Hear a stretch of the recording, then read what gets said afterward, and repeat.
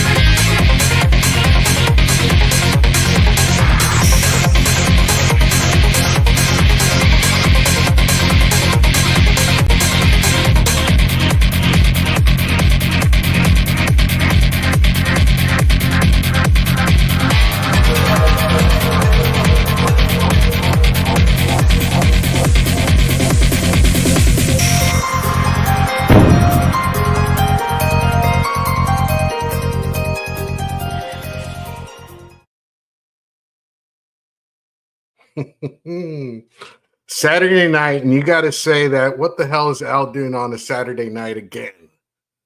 Well, what can I say, man? I didn't have much to do. I skipped out on cooking today. And by the way, I hope you enjoyed that intro. I was drinking beer, just making it. And we'll talk about that in just a bit, man, about freak shows and stuff, because they are interesting, and I'd like to mention a few things that fascinated me while I was growing up, and maybe you guys can share your own input on this too. So I have the open mic night tonight. Anybody that wants to come on, feel free to come on. The link's up pinned up on the chat.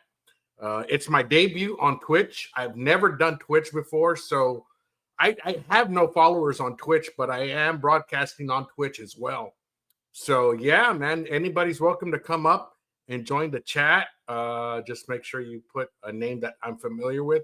And even if you're not, just tell me, hey, I'm coming on the chat, up on the chat, just so I'll know who comes up if I'm not familiar with. And the reason why we do this is because we all promote each other, man. Everybody's welcome to promote their channel, regardless of whether it's barbecue or not, man. Barbecue freaks and geeks are welcome. That's what Dave is saying. Hell yeah, man. It's always a good time hanging out with you guys, and it's our night, man. Like I said, man, who cares? Be a freak. The world's a circus anyway, right? So yeah, man. I should have grabbed another beer before the intro was over, but I was kind of reading some of that, making sure I got it right, man. What's going on, Jaime the Moose? Simon, what is up, man? Good to see you, brother. What you up to, man? Not much, man. Just here. All right. Being a freak. What's that now? Yeah, being a freak. Hold on, I lost my mic. Okay, no problem. Yeah, MBL. Actually. Mm. There you go. Can you hear me now? Oh, yeah. I could hear you a little bit then. Did it switch over to the... Oh, okay. Other mic. Yep. MBL's on it.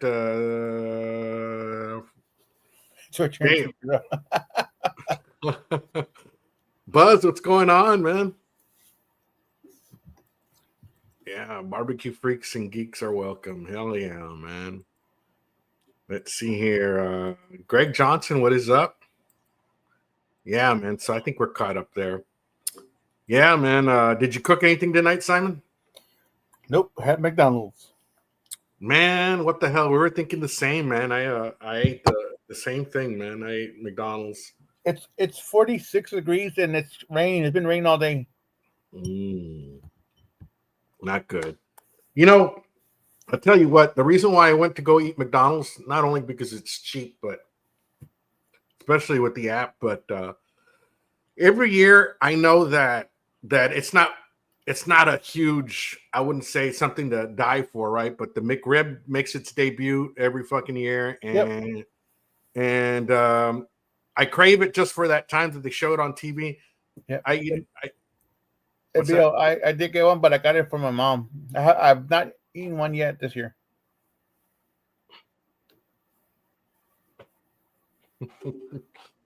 And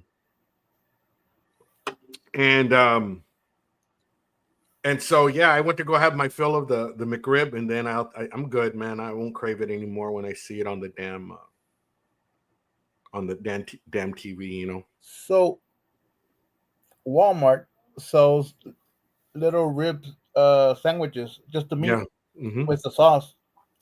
So I used to make those for my mom when she was wanting one of those. The sauce is different, but I would just buy the Mexican bread, the bolillos, and get that little meat, make it, cook it, and put it on a bolillo with pickles and onions. You know what, man? If you get that spray-on butter and you put that bolillo bread, you cut it in half, use a bread knife, cut it in half, butter it on top and then inside. Just put it in the air fryer for a minute or so. It softens up, but it crispies out the outside, just like a lonche. Okay. The kind that I was eating over there in Mexico. In Mexico, they deep fry them, and then they cut them open, so they get like a sweet taste. The bolillo bread gets a sweet taste, but if you do that, it comes out similar. It's really good, man. It's really good. It gives it like an extra notch up, man. I bought 2 McRibs so far, and they both been from my mom. So McRib for the win. Air fried hamburger, says Greg Johnson. Ain't nothing wrong with that, man. Ain't nothing wrong with that. I like the McGurk.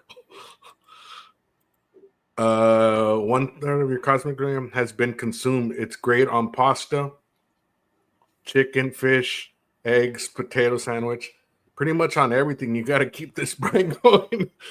Yeah, I told my son took a bottle and I told him try it out on chips. See if your friends have the.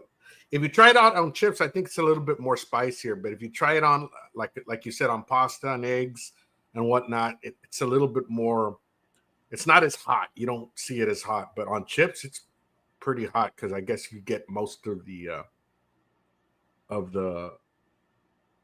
scoring hotness because it stays on top of the chip, as opposed to something like meat would kind of absorb some of that hotness. But yeah, I've had 4. I'm done for the year. Oh, damn. Buzz says he had steaks tonight. Hyman saying cheap sirloin, pounded thin, fried up, finished in mushroom gravy pack and mashed potatoes. Simple and good. Damn, that sounds good, man. Whoa, wowzers. What's going on, Lep? I want to try it on chicharrones. Oh, yeah, chicharrones would be great, man.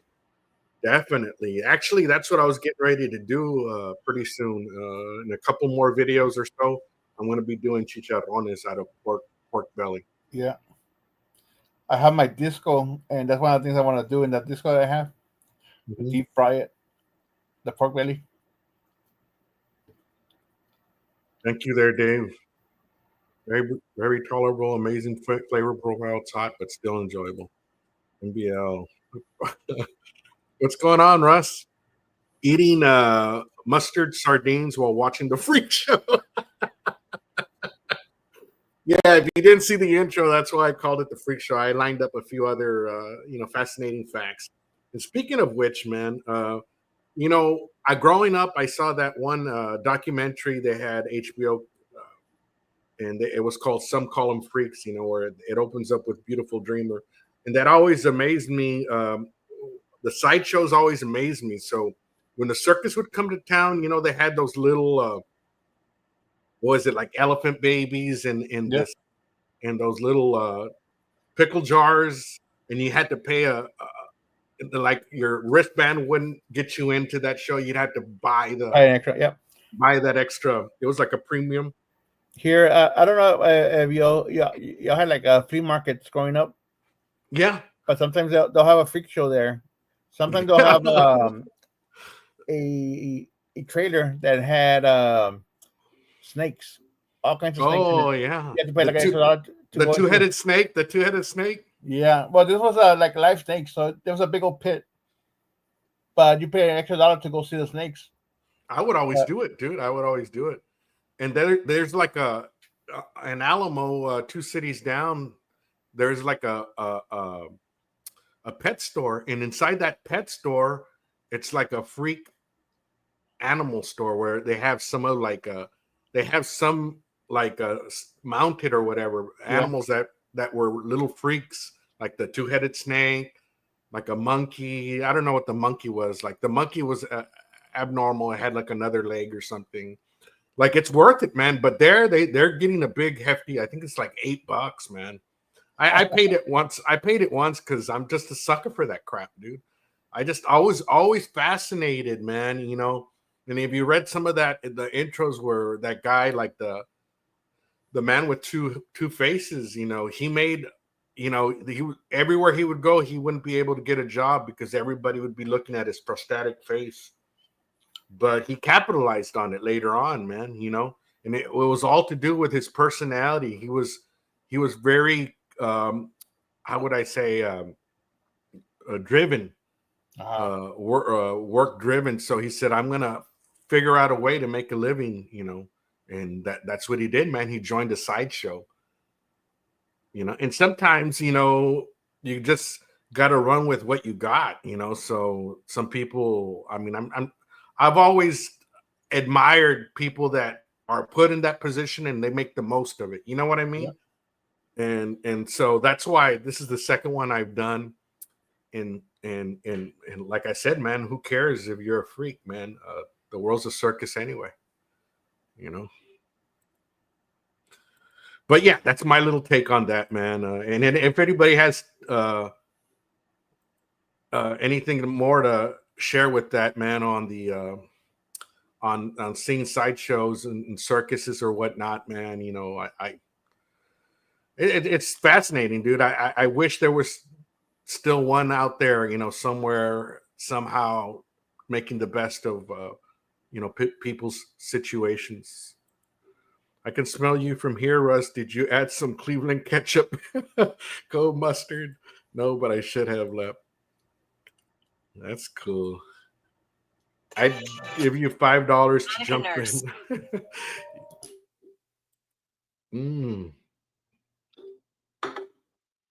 New Nikes. Lived in San Diego and drove to El Paso about every month. Finally stopped at Bolin's, the Think Travel Center. Worth the buck. Yeah, it is. And even if you don't go in that little attraction they have a lot of cool gifts in the gift center right there, Jaime. I've stopped there. I didn't go to the attraction, but I bought little things here and there. Definitely, I believe it's in. Is it in Arizona, Jaime? I believe it's in Arizona. It's called the Think Travel Center. It's pretty cool. It's worth a stop. It's definitely worth the stop. I loved it there. So, see, those are things that I wouldn't have remembered if Jaime wouldn't have said it. But yeah, definitely, they have like a T-Rex on the billboard, and it says the Think Travel Center. Definitely worth the stop if you guys have anything else to share on things like that, man, let us know, man. The Killer Bees Air Force ones. I'm not too sure where that one is. I remember watching a VHS tape of a freak show back in the 90s. Can't remember the name. Anybody remember that? Dude was swinging a cedar block on his penis ring. Oh, shit. Oh, man, I don't even want to think about that. Wrong freak show. I think his name was Randy. Oh, shit, man.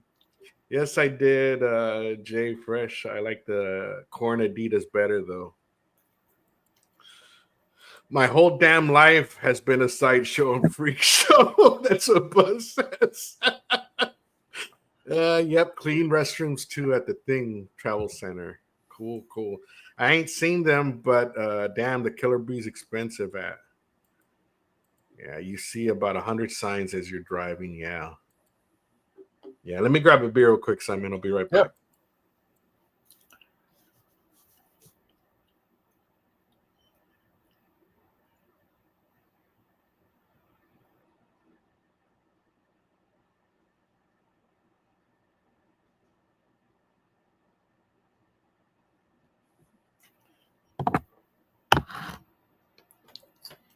You gotta take pennies, Buzz. Take some pennies.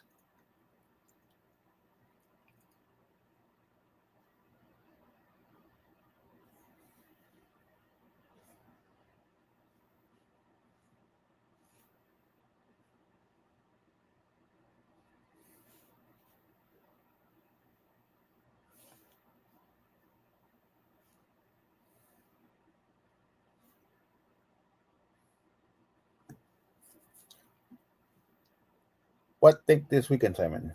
What think? I don't know what you mean.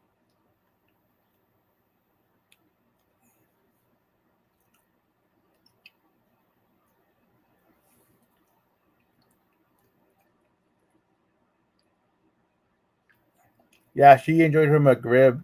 She's doing well. She's resting right now. She's had a long day, which is good. It kept her busy. Since we couldn't do anything today because too much rain, so we stayed indoors. She did some laundry. Kept her busy all day.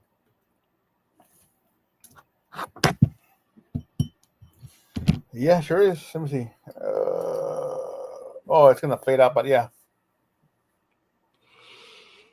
El Diablo, Diablito. Oh, yeah. So here I think once a year the stock show comes to the Mercedes rodeo grounds, and they would have one of those. What would they call it? Freak museums, or I don't remember what they would call it. And I kind of wish you kind of have to pay attention to all the things that are in there and They crammed in used to be one. called sideshows before. Yeah. And then there, up until like I think the early 90s, maybe there used to be actually like they would have like people, midgets or whatever, but they would make them look smaller by like with a mirror. Yeah. And they would put them like a little bit further down, and you'd be standing higher. They still kept the same concept, but they couldn't find people that were extremely small, so they'd make them look smaller somehow. But right. So they would have one or two attractions like that, and then they would have the museum. And shit, I was a sucker. I'd pay the money, man. Yeah. Look that ES shirt. Anybody else remember any sideshows as they were growing up, or seeing any freak show museums or whatnot? Or anybody remember that some call them freaks HBO documentary or I any remember other the documentary you meant. That's a long time ago. Yeah, in the 80s, maybe early 70s, late 70s. Man, I have no idea. It had to be in the 80s, man. Yeah. What's going on? Hey, man. What's up, guys? Okay, Love the background there. Hi, man. Little uplifting there. That's one of the pictures I took when I was overseas. Wow. Where's that at? Don's in Bahrain. Great color back there, man. It makes you look almost like in heaven. Biblical, man. Biblical. That's right. What you munching on, bro? Some popcorn and bourbon. Oh, damn. I mean, you got a drink or no? I have 3. All right. Yeah, but I'm actually just drinking water. Yeah. NBL says, I remember I've been to a couple of Ripley's Believe It or Not museums. Always good stuff. Oh, yeah. Yeah, us too. Yeah, the one in San Antonio was pretty cool. Yeah, there's one in San Antonio. I think I went to the one in LA too. I remember a freak show every Thanksgiving when my uncle would bring his bearded girlfriend to dinner. Oh, man. And he had to kiss her. Or you would think so, right? Yeah. What do you remember there, Jaime, growing up? Do you remember going to the stock show and they had that? Did you ever go to the stock show in Mercedes? Yeah, Mercedes all the time. Yeah. Dad would drop me off and give me $20. And he would say, if you can't eat it, don't buy it. That could go. Yeah. It could be really, really fun, actually. So they had, on the Midway, they had was the mermaid and the guy with the hair, and then I can't remember all of them, but Mercedes they had pretty good stuff. Yeah.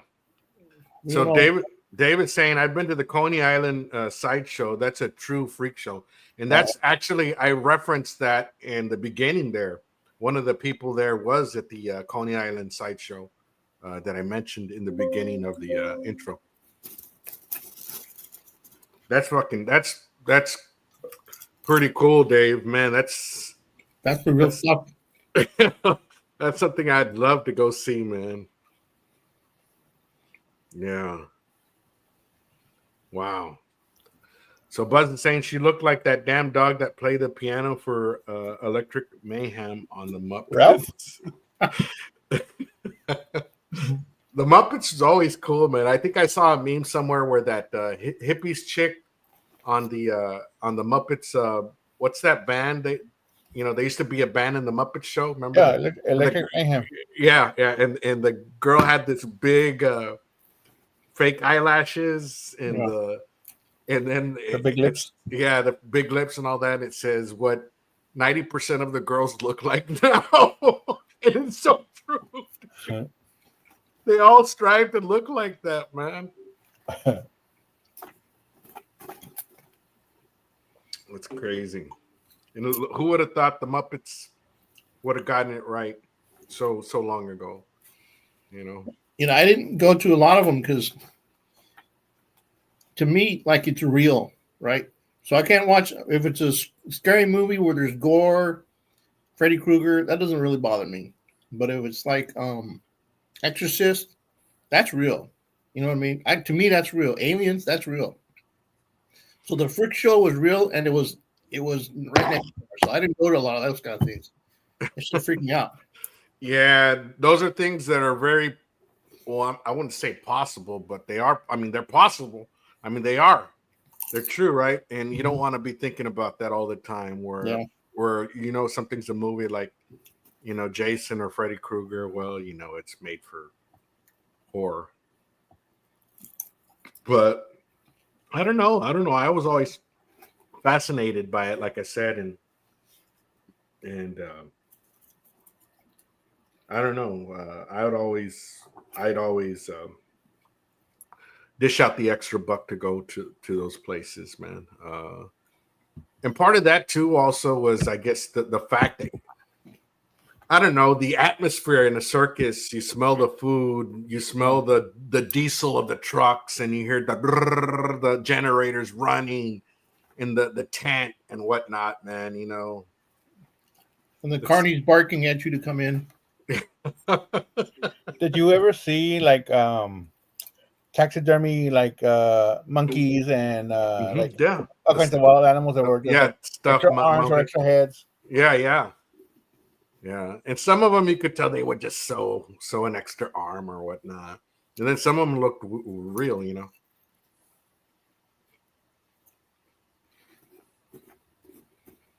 Damn, Buzz is saying we used to smoke weed on the step side outside the Exorcist house in Georgetown when I was a kid, where the priests throwing out the window. Monkey mermaids. Who remembers? Everybody remembers the. What was the that thing you would order off the comic books? The sea monkeys. The sea monkeys, man. Man. What were they? The shrimp or something, right? They were brine shrimp, I think. Yeah, everybody. And supposedly they were playful, no? Like if you threw like some shit in there, they would hit the ball or something. Oh. I wanted the X-ray grasses in junior high because, man, that seemed like the great thing to have in junior high. The ones with the lines and stuff that you could see through clothes and all that. You're like, damn, if I had some of that, I'd look back at so-and-so. Gargoyles movie from 1972 freaked me out. What's going on, Rick? Happy Saturday. Happy Saturday. I don't remember the Gargoyles movie. I have to go back and look at that one. Cochino Jaime. Yeah. I thought there was some type of bacteria, they said, Buzz. Could have been. I don't know. I think, what you say they were again, Simon? Brine shrimp. Brine shrimp, yeah. So they wouldn't grow too big then, right? No. Huh. Yeah. Yeah, dude. I think tomorrow, you guys give me an idea on this. So I'm doing the Texas torpedoes tomorrow. I do have some leftover brisket from my brisket barbacoa that I'm going to stuff with cream cheese and then regular, maybe Mexican blend into the jalapeno and then into country sausage around and then wrap them in bacon. Then probably caramelize them with some type of barbecue sauce. Any other way you guys do it out there? I've never done it. Oh man, they're fucking good, dude. I've only done it once. I only did one just to try. Man, really, really good. But that's the way I'm planning to do it tomorrow. Anybody else have some input? Let me know, man.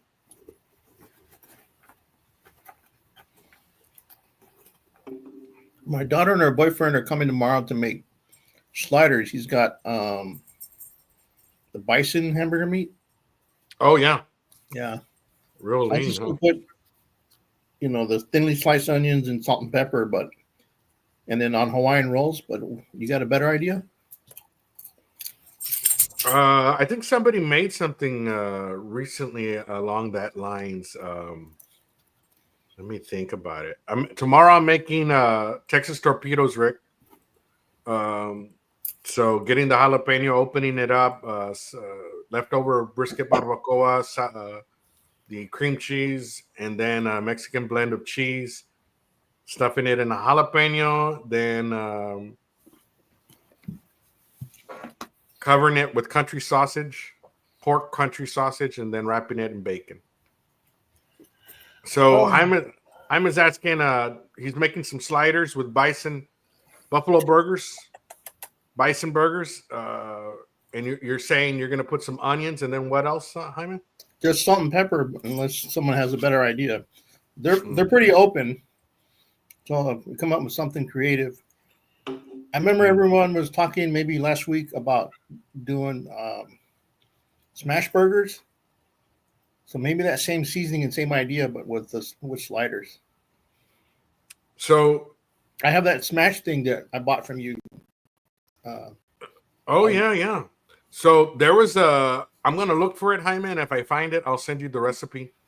But supposedly there was this hamburger stand in Mexico, and she would use salt, pepper, ketchup, mustard, they give you the amount to use.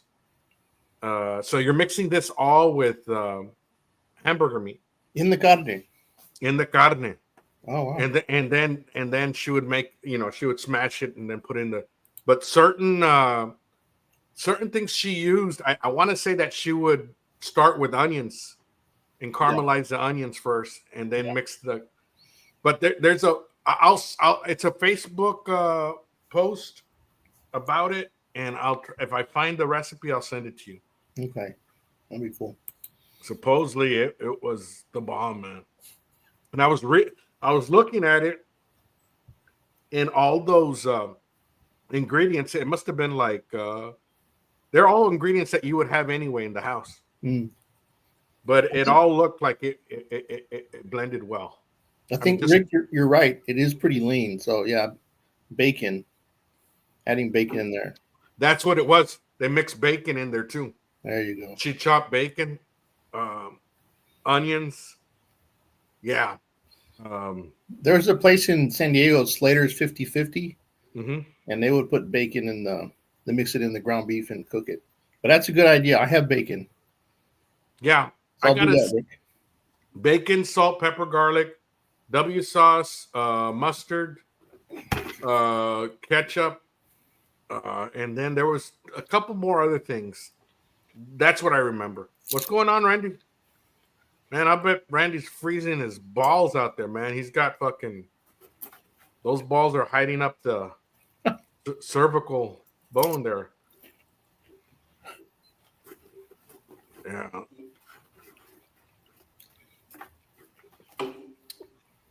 Yeah. How cold are you out there, Hyman? Today it was in the 40s, but all week in the night, it would get down to like 13, 17, and during the day in the 20s and 30s. Yeah. But no rain, nothing. Just freaking cold and a little bit windy. Yep. So tomorrow, are you making them on the griddle or on the grill?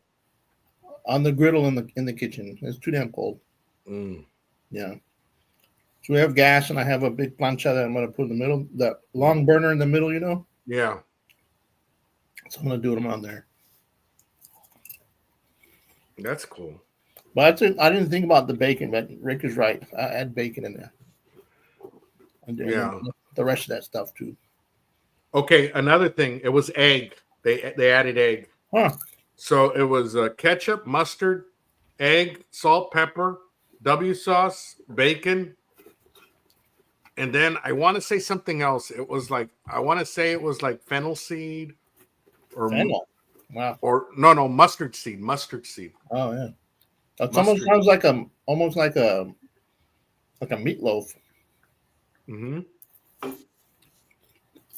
I think that might be all of it, man. And I gotta look for it. Yeah. So that's how I know my armadillo eggs. I was gonna make some. Yeah. Same thing. I was gonna edit the video, right? I still have it on my thing, but I bought the wrong kind of sausage, and I wasn't able to wrap it all the way around the jalapeno. Did you buy Italian sausage or country no, sausage? I bought sausage that was in links, but it was soft, But it wasn't. It didn't hold together. If you were to like take it apart and then put it try to wrap it around, it wouldn't stick together. Yeah, I got you. So you need that little tub of Italian sausage, that has a little bit more fat in it. Yeah, so the one I got is like the country, the breakfast sausage. Yeah, and I just saw my it's in my editor here on the phone, and I was messing around with it, and I forgot that it's still in there. Oh, but I might have to mess around with it and probably do a voiceover, because I was calling it, I think, armadillo egg at the beginning of the video. Let me see if I can. I've been heard it called that before. Also, I've been heard it called both those names: Texas torpedoes or armadillo eggs. I think on the armadillo eggs, they just don't bacon wrap it, and on the Texas torpedoes, they bacon wrap it. When you edit the sound back in, just say Texas torpedo. Don't make it nothing. Just like a. Let's see if I can. I think I have to turn this off here.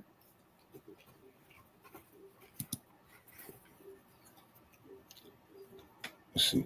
The light might not. Let's see. Oh yeah, you can see. Hold on, let me push play. So you cut like the whole thing. I took the make a little canoe out of it. See, I took the top of it. It's and much there's a easier sausage right there, but that wasn't a link. And when I tried to wrap it around after I stuffed the jalapeno, it wasn't staying together. It would have worked if you would have worked that. There's the links right there. Yeah, if you would have worked the sauce, what is it where it gets more pasty when you work? Yeah, the ground. It would have worked if you would have kept. So I'm gonna mess around with it, and I'll have to do a voiceover. Yeah. But the rest of it, it's salvageable. I can work with it, and so I ended up doing stuffed sausages. So I cut them in half, stuffed them, and then wrapped them. I think I wrapped them in bacon. I don't remember. Oh, that looks good. But so you can put like Oaxaca cheese in one of those. Oh yeah. And then a jalapeno, and then bacon wrap it. Yeah. On the sausage. But so what I did, I ended up doing poppers, right? And then the stuffed sausages. So they'll both be in the same video. That sounds cool, man. Anybody gonna make tamales this year? We're gonna try on the 24th, because my sisters are getting together with my mom and stuff. But I decided, because my mom just put some chicken to cook. To make, she's gonna make tamales, but she hasn't done tamales in a long time. She said that my sister called her to place an order for tamales, so she wanted to make them tomorrow. But that's all in her head, though. Yeah. So she might be making tamales tomorrow. I don't know. Just roll with it. Just roll with it. If anything, I might get tamales out of it. Yeah, man. Atomic buffalo turds or dragon turds. That's what Guggen says they're called. I've made atomic pig turds. Basically the same thing. Brisket tamales. Yeah, that's one thing that we used to do too here. I used to smoke the brisket and then chop it up, and my mom would make it into tamales. Yeah, I did that with pulled pork. Uh-huh. But I learned something in this last video. So I did it with the pulled pork. I made tamales. How to make my super. And then I actually made the tamales out of the pulled pork.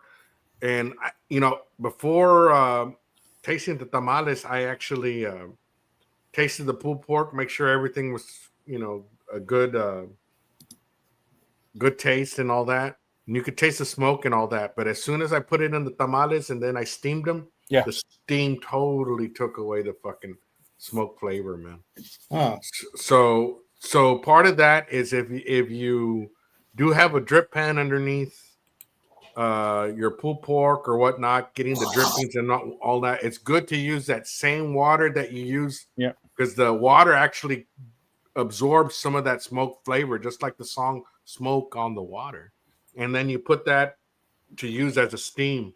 And the steam will still infuse some of that smoke flavor into the masa. Huh. I was looking up, that lady that Cooking con Claudia? Oh, yeah. She did a Rosca de Tamal video a couple of weeks ago. Uh-huh. So it looks like a bundt cake. Yeah. Did you see that? Have you seen that before? I never saw that before. But also people have done tamale pie, which is a pie stuffed with tamale meat and then on top with the actual masa on top. That looked pretty good too. I think that'd be the only way we'd be able to do it in my house, because my wife, there's no way in hell she's going to make them. But something like that. Maybe. I just want to show her this video with Claudia. I got to check out that video. How long ago was that, Hyman? 12 days. 2 weeks ago, I think. Yeah, 12 days. I'll go check it out. What's going on, Munchie Mafia? Good to see you in the chat. Thank you for the stickers. I got them, and they're already on my sticker board. And I think somebody else sent me some. JD, I got yours. And one other person sent me their stickers. So they're already on the sticker board already. That's a good suggestion there, Rick. Adding pico de gallo to the brisket meat for the tamal. Bison tamales. Rick's got all the good recipes today. Rick's getting ready to ramp up his food truck. Something that we didn't do, which I had an idea to do, was do al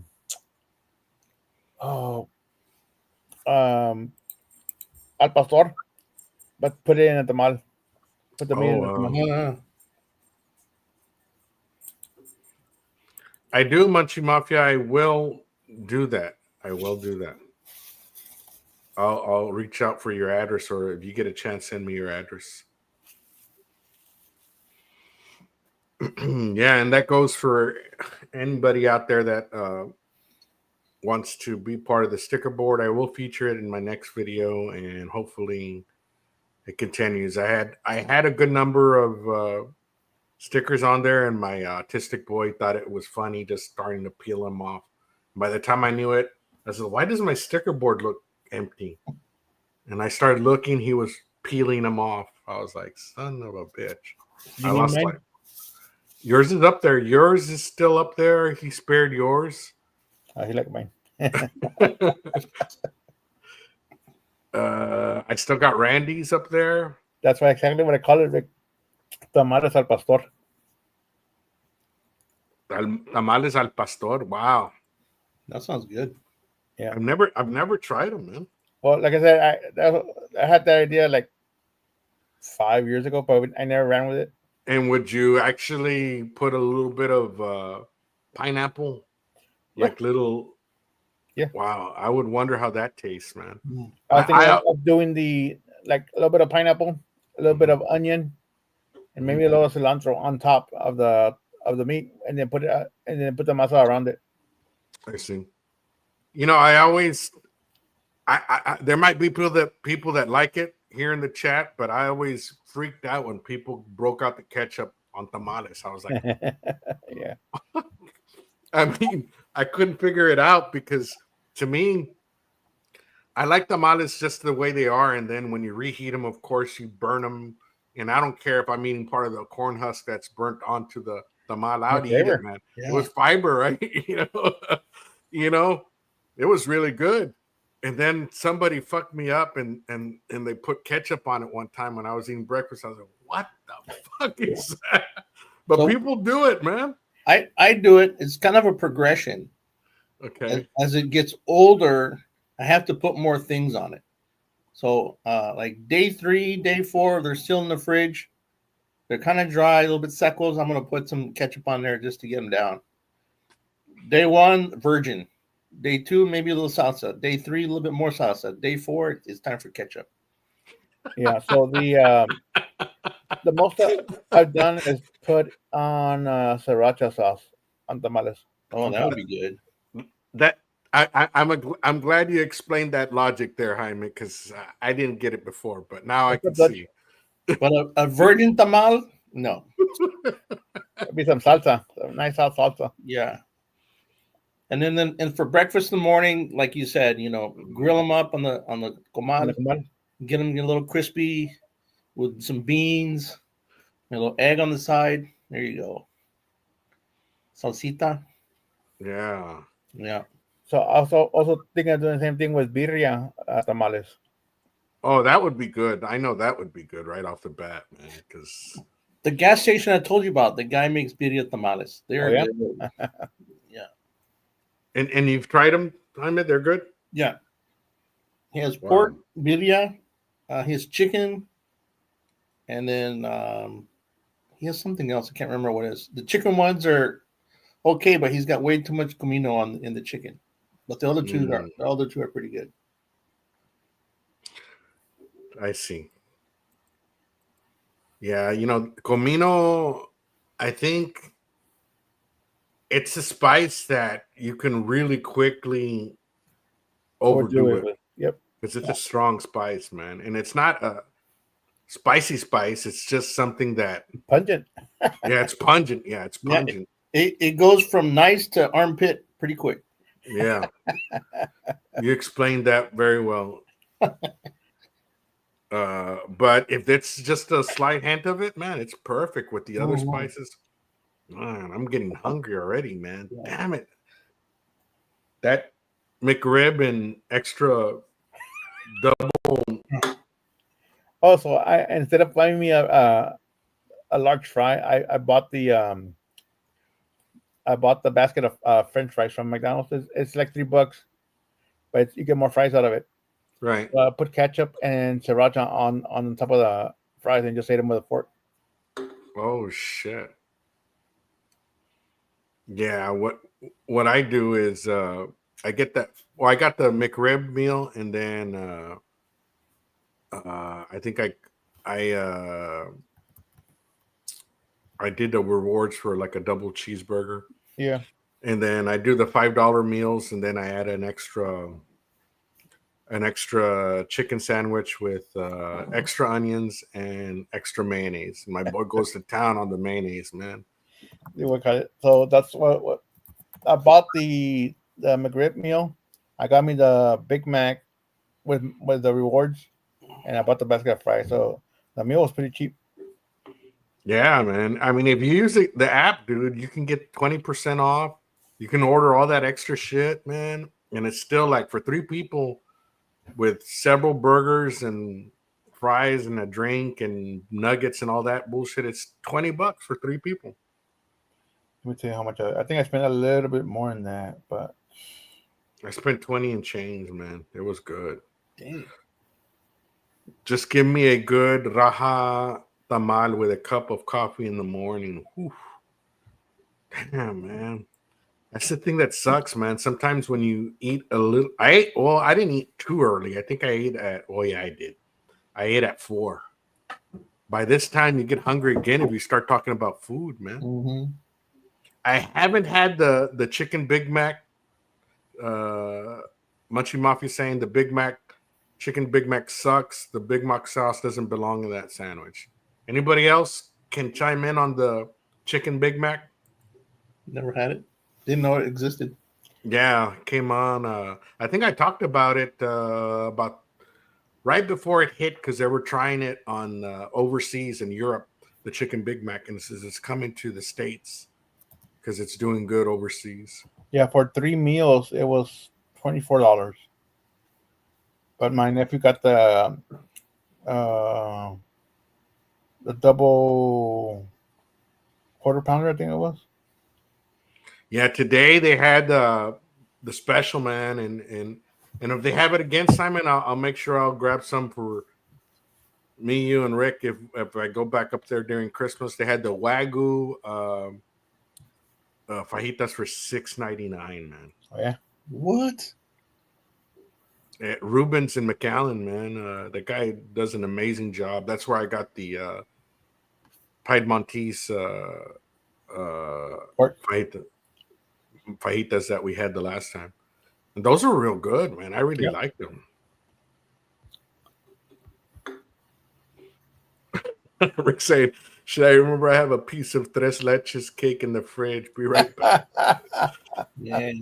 With that same thought, let me go get my beer. I'll be right back. So you're in Indiana? Yeah. I mean, yeah. Where there is. Yeah, in Bloomington. Yeah. Yeah. We've been here since when the pandemic started.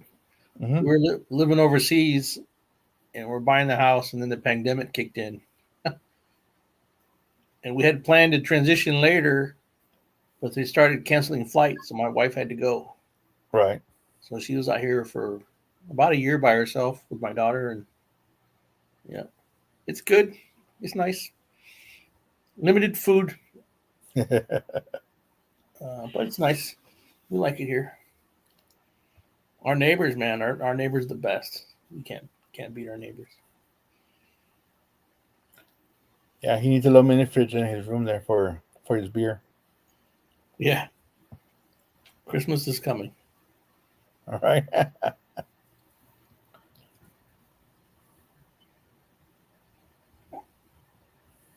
You know, you're saying about the a pastor in the tamal. Yeah. You know how, I don't know what they call them, shopao, the buns, the Chinese steam buns, Mm-hmm. pineapple. It might have that flavor, you know, that nice sweet savory flavor inside. I think that would be good. Might be similar to that. But yeah, we never did it, but I've always had that idea for the longest time. Put it in the mud. I think it would be good. The biggest thing one of the biggest sellers that my mom had was cream cheese and jalapeno. Actually, bacon, cream cheese, and jalapeno. The mall, kind of like a popper. Oh man, that does sound that good. Yeah. So cream cheese and jalapeno was pretty popular, but we also had it with bacon, which was pretty good. Do you like them with raisins with the pasas in them? Yeah, the sweet tamales, yeah. I don't like them. I like bacon, but for some reason that combination just didn't hit with me. Well, see, my mom put the raisins, the coconut, and something else, and then you know what piloncillo is, right? Yeah. Okay, so she put that in it to make them sweet. Oh, sweet. Well, the ones maybe I would like that probably. The ones I'm talking about is just like the normal pork. Right. And with the pork, they would put. Oh no, this was she called them tamales de dulce. De dulce. So that sounds good. Yeah, so it was raisins and coconut. I think maybe pecan. I don't remember. But she was sweetening it with piloncillo. That just keeps getting better, man. And the masa was the same, or she? Yeah, well, yeah, she make the masa with cinnamon and piloncillo and sugar. See, that's nice. Yeah, so and she used to sell tamales since we were little kids, and those were very popular back then. So it's kind of like a champurrado you can eat almost. Pretty much, yeah. Even with a cup of champurrado, that'd be great. Yeah. or chocolate de abuelita. Oh yeah. Well, shit. Now I gotta make some of that tonight. Well, there you go. Yeah. That's what happens when you have fat friends. Yeah. That's why we all get along, right? Panzón, yes. The gordo life. Yeah. Pineapple. I don't remember pineapple, but could have been. But I think it was pecans in it for sure. Pineapple. I mean, for sure, coconut and raisins. There's a place in Brownsville. I think it was called Ibarra. Chocolate de Ibarra. I think the tamales of Ibarra. Yeah, Ibarra. And they would make ones with pineapple, but only around Christmas and things like that. I have yet to go to La Vaquita, and I really want to go to La Vaquita. Yeah, that would be nice. Has it been open that long, Ben? In San Benny? I never heard of it. It wasn't there when I was there. I left in 1990, and I've only been back, every couple of years since. I'll ask a friend of mine, Pete, from high school and stuff. We keep in touch. He's all about San Benito. He's from San Benito. His whole family's about San Benito. They have the Texas Conjunto Museum there in San Benito. His family started with his dad, and his dad finally he passed away, but the family continued. So the museum there is now they have visitors from all over the world go there specifically for that. So if anybody knows about it, it's going to be Pete. Well, the channel's doing good, La Vaquita channel. Yeah.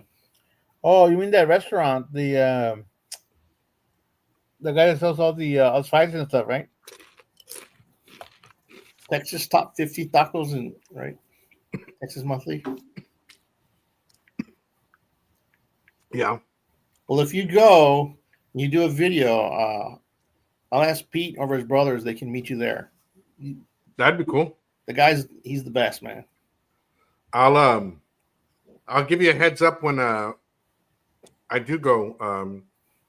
It'd probably be in February sometime, Super Bowl weekend, or the Super Bowl week before the weekend. Yeah. Yeah. And then you can go visit the museum as well. Definitely. La Vaquita? That guy. Yeah. You already subscribed, Simon? I am on my personal account. I totally forgot about this guy. Yeah. But he got weird, man, after he lost weight. Yeah. Yeah, but I think he's still sick. He looks sick. Not to be mean. He had surgery. He had that stomach surgery to reduce weight. Yeah, it works on some people. It doesn't work on everybody. Some people just go back to their old ways. Yeah, they don't take care of themselves. That shit wouldn't work on me. You have to give me an extra stomach. Yeah. Yeah, I don't know, man. I'm trying the Sweet Blaze on some Doritos chips. So far, not too hot. It's already starting to burn my lips around, but it's not too overbearing.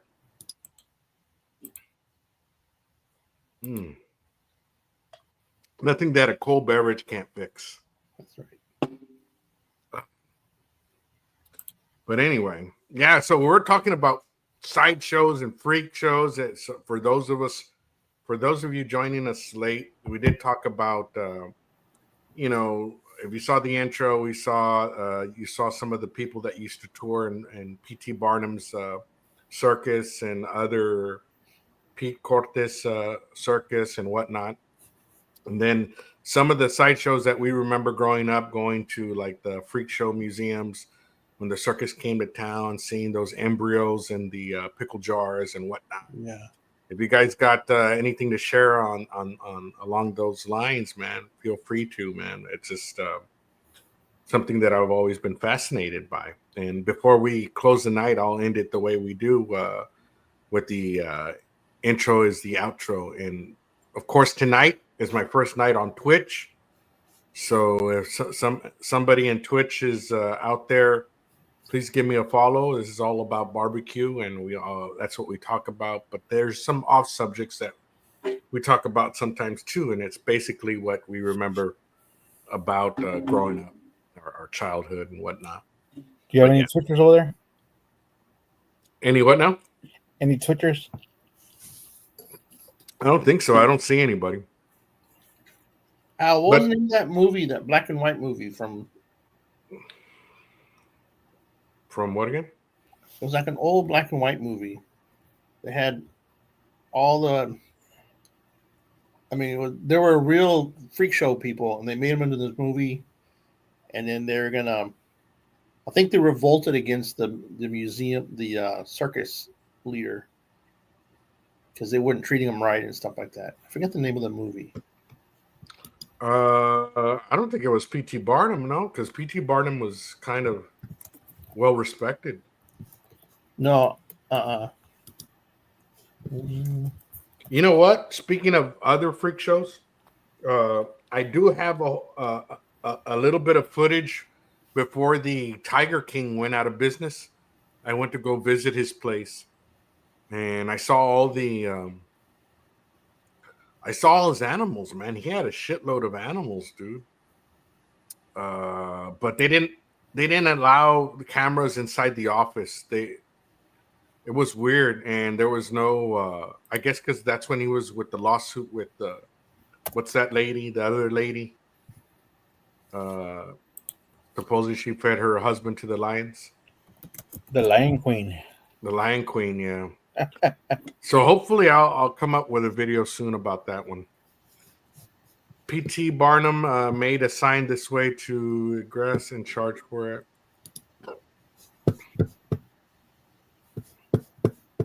it. NBL came up with an answer. Freaks from 1938 or 32. That was the movie? Yeah. Yeah, Carol Baskin. Yeah. Yeah, that movie will freak you out. I gotta check it out. So it's an old movie? Yeah, old movie. But I mean, there's video footage of the stuff that he was presenting. Yeah, it's a drama. It's a feature film. But the actors are people, the freak show people. Wow. And then so they have the names of the people.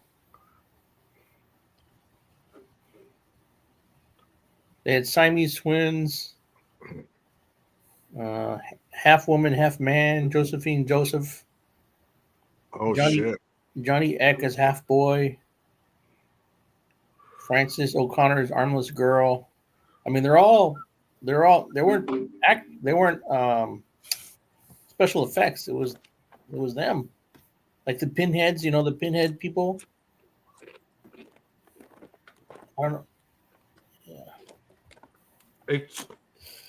It's weird how a certain defect in an organ, your pituitary gland or whatever or whatnot, or your whatever genetic deformity you may have may affect the appearance of a person, you know, whether it be thick bones or doesn't grow or grows too big or whatnot, you know. Real circus people in the film.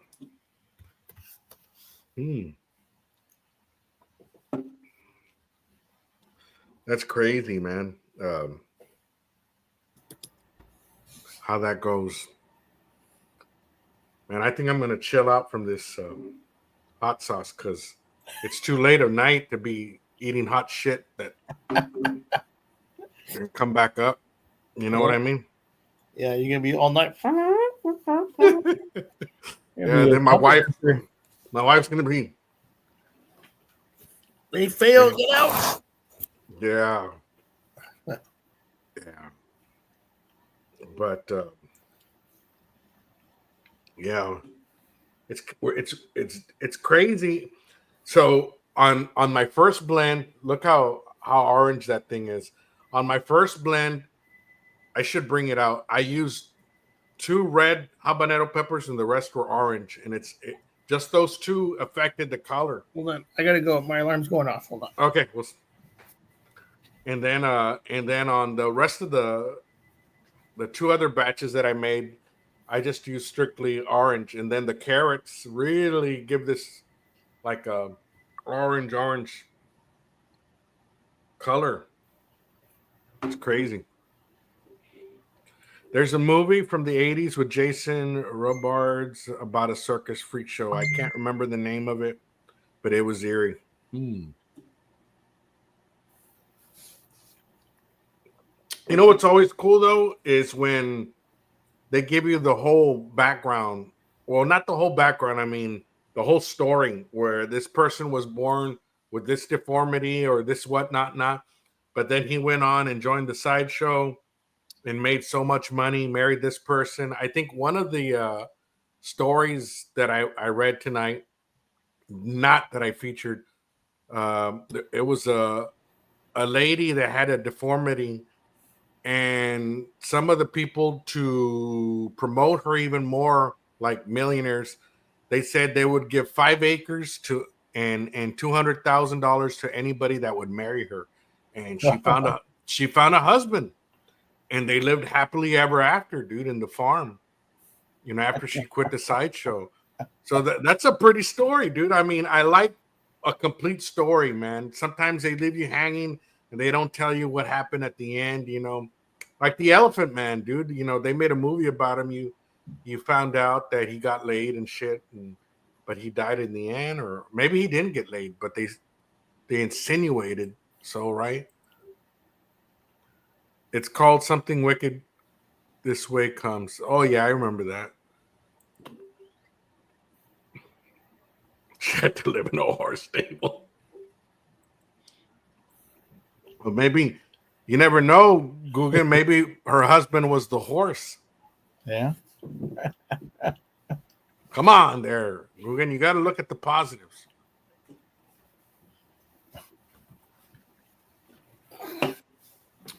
But yeah, and I'll try to bring that story up on my next intro. You know, that's nice of them, though, to say somebody marry her and you get 5 acres of land and $200,000, and that was many years ago. So $200,000 back then probably was like $1 million now. You know what I mean? But who knows? Maybe they just saw. Maybe they didn't do it for the money. Maybe it was for personality. You never know.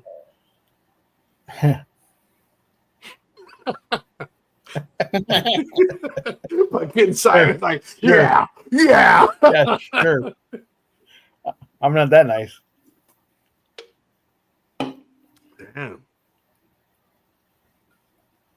But anyway, so I found this little thing at a thrift store in San Antonio, and I guess some kid fucked it up doing a marker. So what color should I paint this to get rid of that? Or should I do it all black? Is it wood or is it plastic? It's wood. It's one of those. It's one of those IKEA. It's all wood. It's one of those like. Put prime it, and then you can paint it any color you want after that. You just put some primer on it. Okay, I'll do that. Or all black. But then you wouldn't be able to see much of the shadows. You know what I mean? From the. But you can paint it after whatever color you want. You want to paint it white again? Yeah, my daughter's a big thrifter, Simon, and she takes me to these thrift stores where you have to fucking wear a mask and some gloves. But there's a reason for that, because everything they sell in that thrift store is by pounds, not by. So they have these bins of just people that have thrown away merchandise, like retailers, and that some are broken. So whatever you get, you find, you put it in a shopping cart, and you're getting it with gloves, and then they weigh it and they give you a price on weight. Does she like flea markets? I'm not too sure if she's been to the flea markets yet. The Mission Flea Market over here on the south side is pretty cool. They're open Wednesdays, Saturdays, and Sundays. Okay, Munchie Mafia. She's gonna go eat dinner. Should I, for 5 acres and $1 million, I'd marry Randy Shefter. Man, damn it, boy.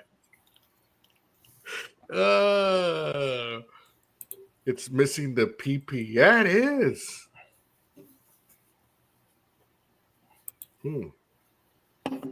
Yeah, so the link is up there if anybody wants to join in the chat. Give us your point of view or any input about sideshows, man. Tonight, no PP required. No PP required. Just like that little monito I got.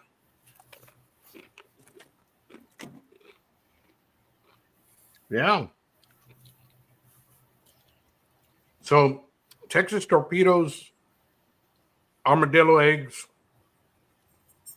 And what have I also heard? Oh, elephant turds. I heard it been called elephant turds as well.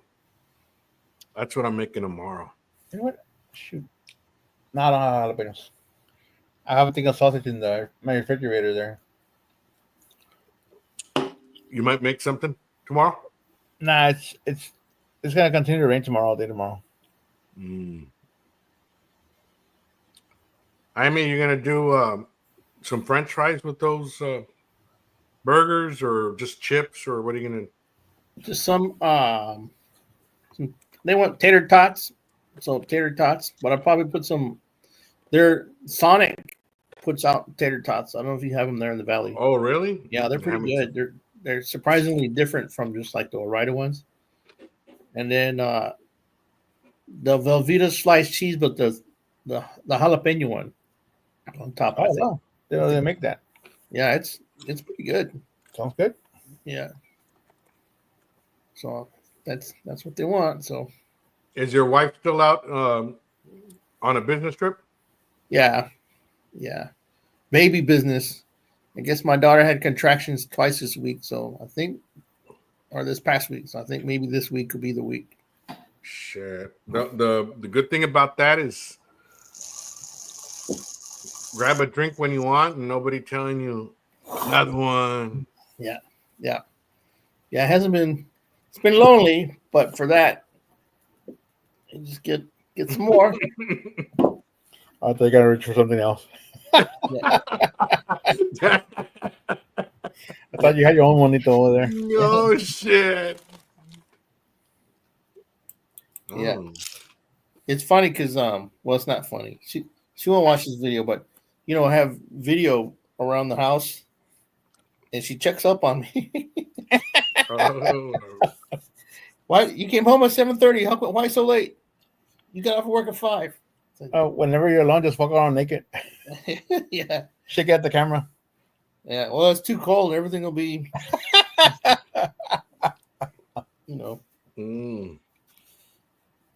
protecting its own. Yeah. So I'm gonna send Pete a link to your video, to your site. Yeah. And then let him know.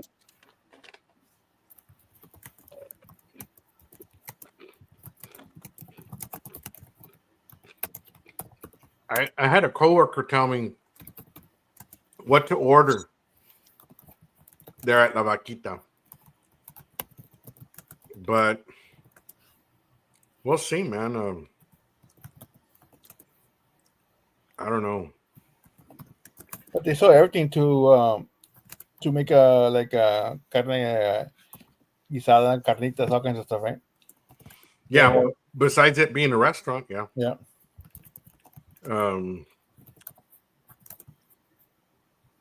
Want to try their seasoning that they have, that red one? Yeah.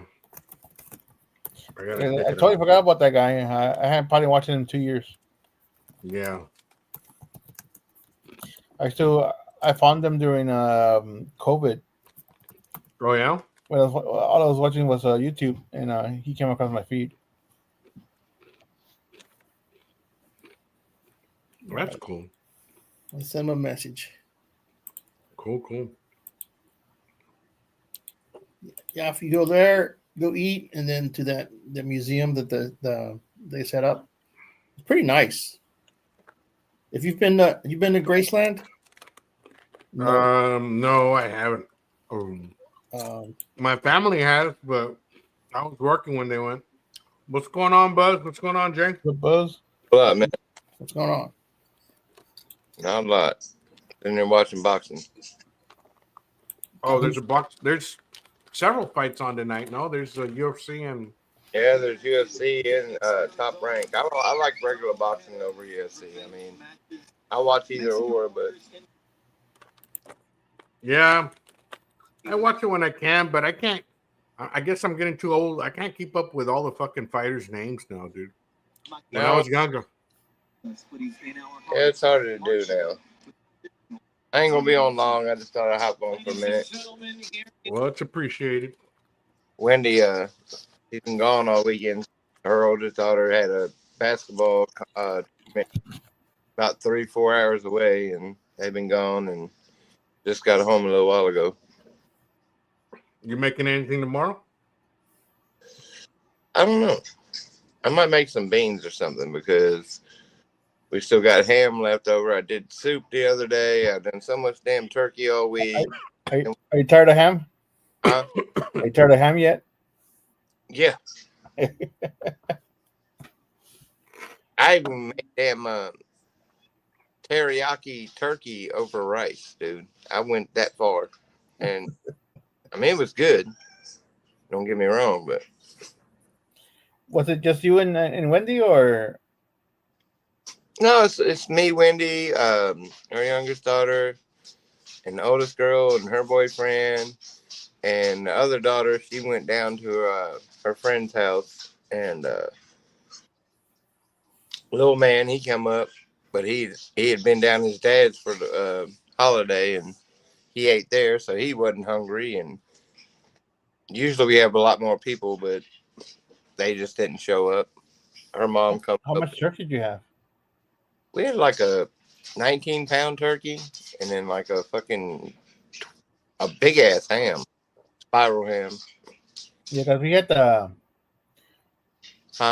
we had a 15 or 16 pounder, and that thing lasted us 2 days. It was gone.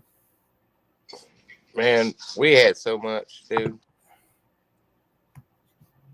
And I don't know, we never get, I mean, we always have leftovers, but we don't get hit with that many, you know what I mean? Yeah. But this time we had a shit ton of leftovers. Mm. So what are you thinking about your boy, Simon? Monday night? They should win. Playing the Bengals. They shouldn't win. Well, they're playing better than they were before. I can tell you that much. Yeah. Yeah, they played. I think they're still really banged up, man. A lot of the defense is still banged up. Yeah, a lot of the lines messed up too. Yeah, and you lost a big O lineman, so I don't know. I ain't gonna talk about football. I just thought I'd hop on and join the chat for a minute. Yeah, definitely. Why'd you ask?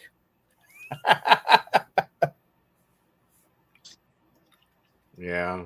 Making the armadillo eggs, or not the armadillo eggs, but the things, Mars. You behind me? Yeah, what I'm making tomorrow, the torpedoes, yeah. Making them now. Yeah, so I got the country sausage, the Jimmy Dean that comes like in the little what tub? is it, like a tube? Yeah, the tube. And then that's what I'm gonna put around. I think a pound can only go around 2 or 3. I'm guessing. It's gonna be a thin layer. You probably get And 3 or 4. burger meat. I'm not using burger meat. I'm actually using country sausage. And then, so I got the jalapeno gutted out with the cream cheese, the brisket barbacoa that I made in my last video, and then some Mexican blend of cheese, like in strips like that. So when I cut it, like you want that texture to be, one line of cheese, one line of a brisket, and one line of cream cheese. What's going on, Randy? What's up, Randy? What's the deal? What's up, Buzz? What's up, Buzz? What are you talking shit for, dude? Who's talking? Hey, them fucking Cowboys ain't done shit since you got that tattoo. I'm an Oklahoma State fan. Oh, you done covered it up. No, No, he needs a star on top of that. no, I won't never do that. Last game of the season, sir. No. I'm right. saying, I'm making a jalapeno popper mac and cheese right now. You're out? Hold on, Simon. Yeah. I will do the star if we lose, but if we win, you're gonna put "I love the Redskins." Oh, I'm not getting a tattoo. Oh, I'm not doing it again because I won the last one, and I only did it because I thought you were gonna die from eating raw shrimp. If I'm getting a tattoo, it's something I want. He's gonna get RXTX barbecue on his arm. I'm a butt cheek. On the nalga. Yeah, Yeah, I was going to on say the that. However, Okay, hey, there you go. If Washington wins, you're getting RXTX. Tramp stamp. Shut up. Right above the crack. It's gonna say RXTX, and I will get the star if I lose. Are you game? Sure. I'm a man of my word. You know it. You're talking about Monday night? No, I'm not. No. Hey, The last game of the season was Commanders and then the Cowboys. Yep. Oh, okay. Well then, Are you game? Let's go. Randy, you better send him a fucking hey, copy of that logo. I got it. yeah, he's got all of them. He's the one that makes that shit. Hold on, look. I need you to make me a new logo, man. I need a new logo. For you? I want one with like the beers on the side and the Buzz Barbecue and kind of like what I got, but I need the beers on the side of it. That's Randy logo right there. Oh, this is the one that flipped, but yeah, look. Yeah. It fits with reminding his. In fact, here's the other one. This is his actual logo. Well, it's not. Simon has Focus it. this. There you go. There it is. Simon, do you have any tattoos already? None. Yeah. Then that would be the perfect induction. Who needs a sticker board when you got Simon's crack board? Damn, Simon, I'm gonna send you my logo. Simon's gonna be like a NASCAR. You got to pay for your logo to get on. Instead of a NASCAR, it's gonna be ASCAR. You already know it. It's gonna be ass pro cops on that month. You're gonna fuck around. Buy your space. Buy your space. Yeah, you're gonna fuck around. And Quentin Nelson's gonna send you $10,000. You're gonna have a big ass fucking. That's fucking hilarious. But Let you me go can't grab another beer. be serious, man. I'll do it. I'll get the star right there over top of it. But if you lose, man, you gotta get Randy's logo either on your ass or What if they tie? What if they tie? Do you get a fucking RXTX with a star around it? I don't see no tag. I'm just saying. What if? It might be a necktie. Somebody next day being like, "Hey." I don't even know what y'all talking about. But I'm game, dude. Like I said, man, I didn't even have to do this because I already won that bet. I was just like, man, I thought you were gonna die. And then I ate raw shrimp too. Yeah, but didn't your old lady give you that tattoo? Yeah. See, Simon, don't let his old lady give you the RXTX tattoo. No, actually, I know tattoo artists, so. I mean, hell, I wasn't gonna pay for it. Shit, I already paid for it enough having to get the goddamn Go Cowboys on my fucking arm. I wouldn't have paid for that. I got a 10-year-old that can fucking they can probably tattoo better than that. Buzz, what are you drinking, dude? Fucking Fireball shots? Cheap ass whiskey. Ain't nothing wrong with that.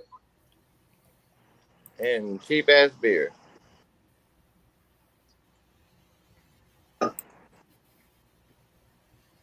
What's the I'm staying in a house full of fucking bourbon connoisseurs. These guys are drinking fucking $250 fucking bottles of bourbon every night and shit.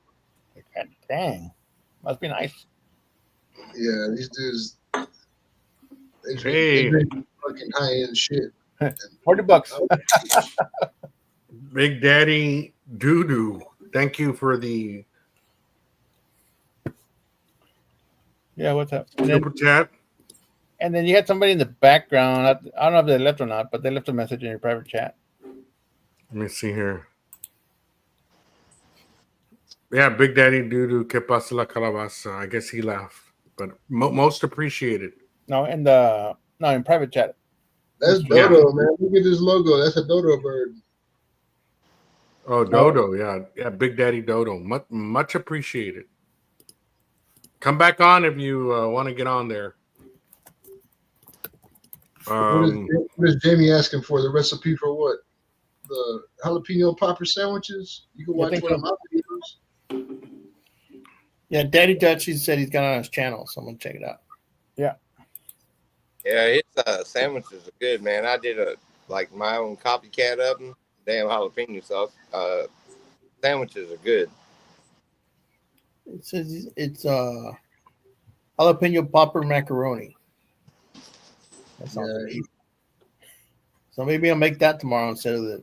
All Ken had to do was make that sandwich in front of me one time. As soon as I ate it, I was like, done. I've made it like at least 8 times since then. I've done it twice. Yeah. First time I ate his sandwiches on James Kirby's fucking. They were at the Royal or something like that, and I seen them make them, and I was like, that's before I even ever talked to Kent. And I remade it. Oh my God, so damn good. They came out perfect. One thing I did want to mention on the video description below on tonight's chat, there is a click to support, 3 click to support links. And if you guys do me the favor and click to support, some of those companies do want to come and start giving away stuff in the future if there's a continued support for that.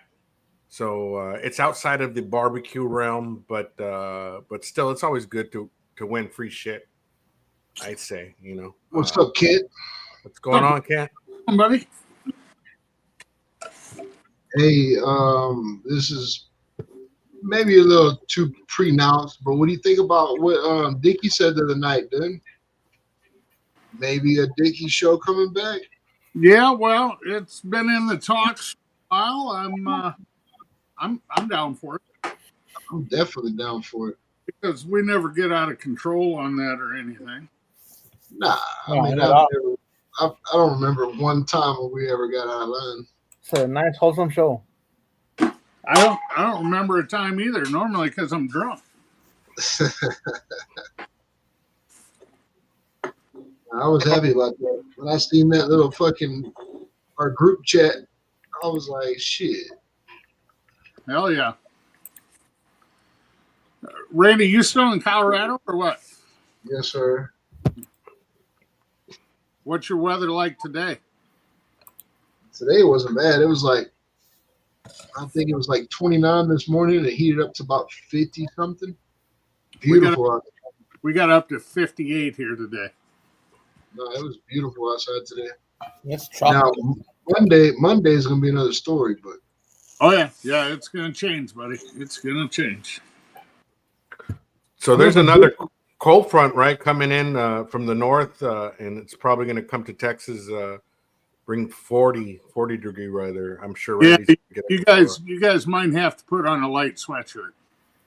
Yeah, it's gonna be something. Wow, like I'd have to put on a light sweatshirt. You guys will be layering up about 6 layers. Shit.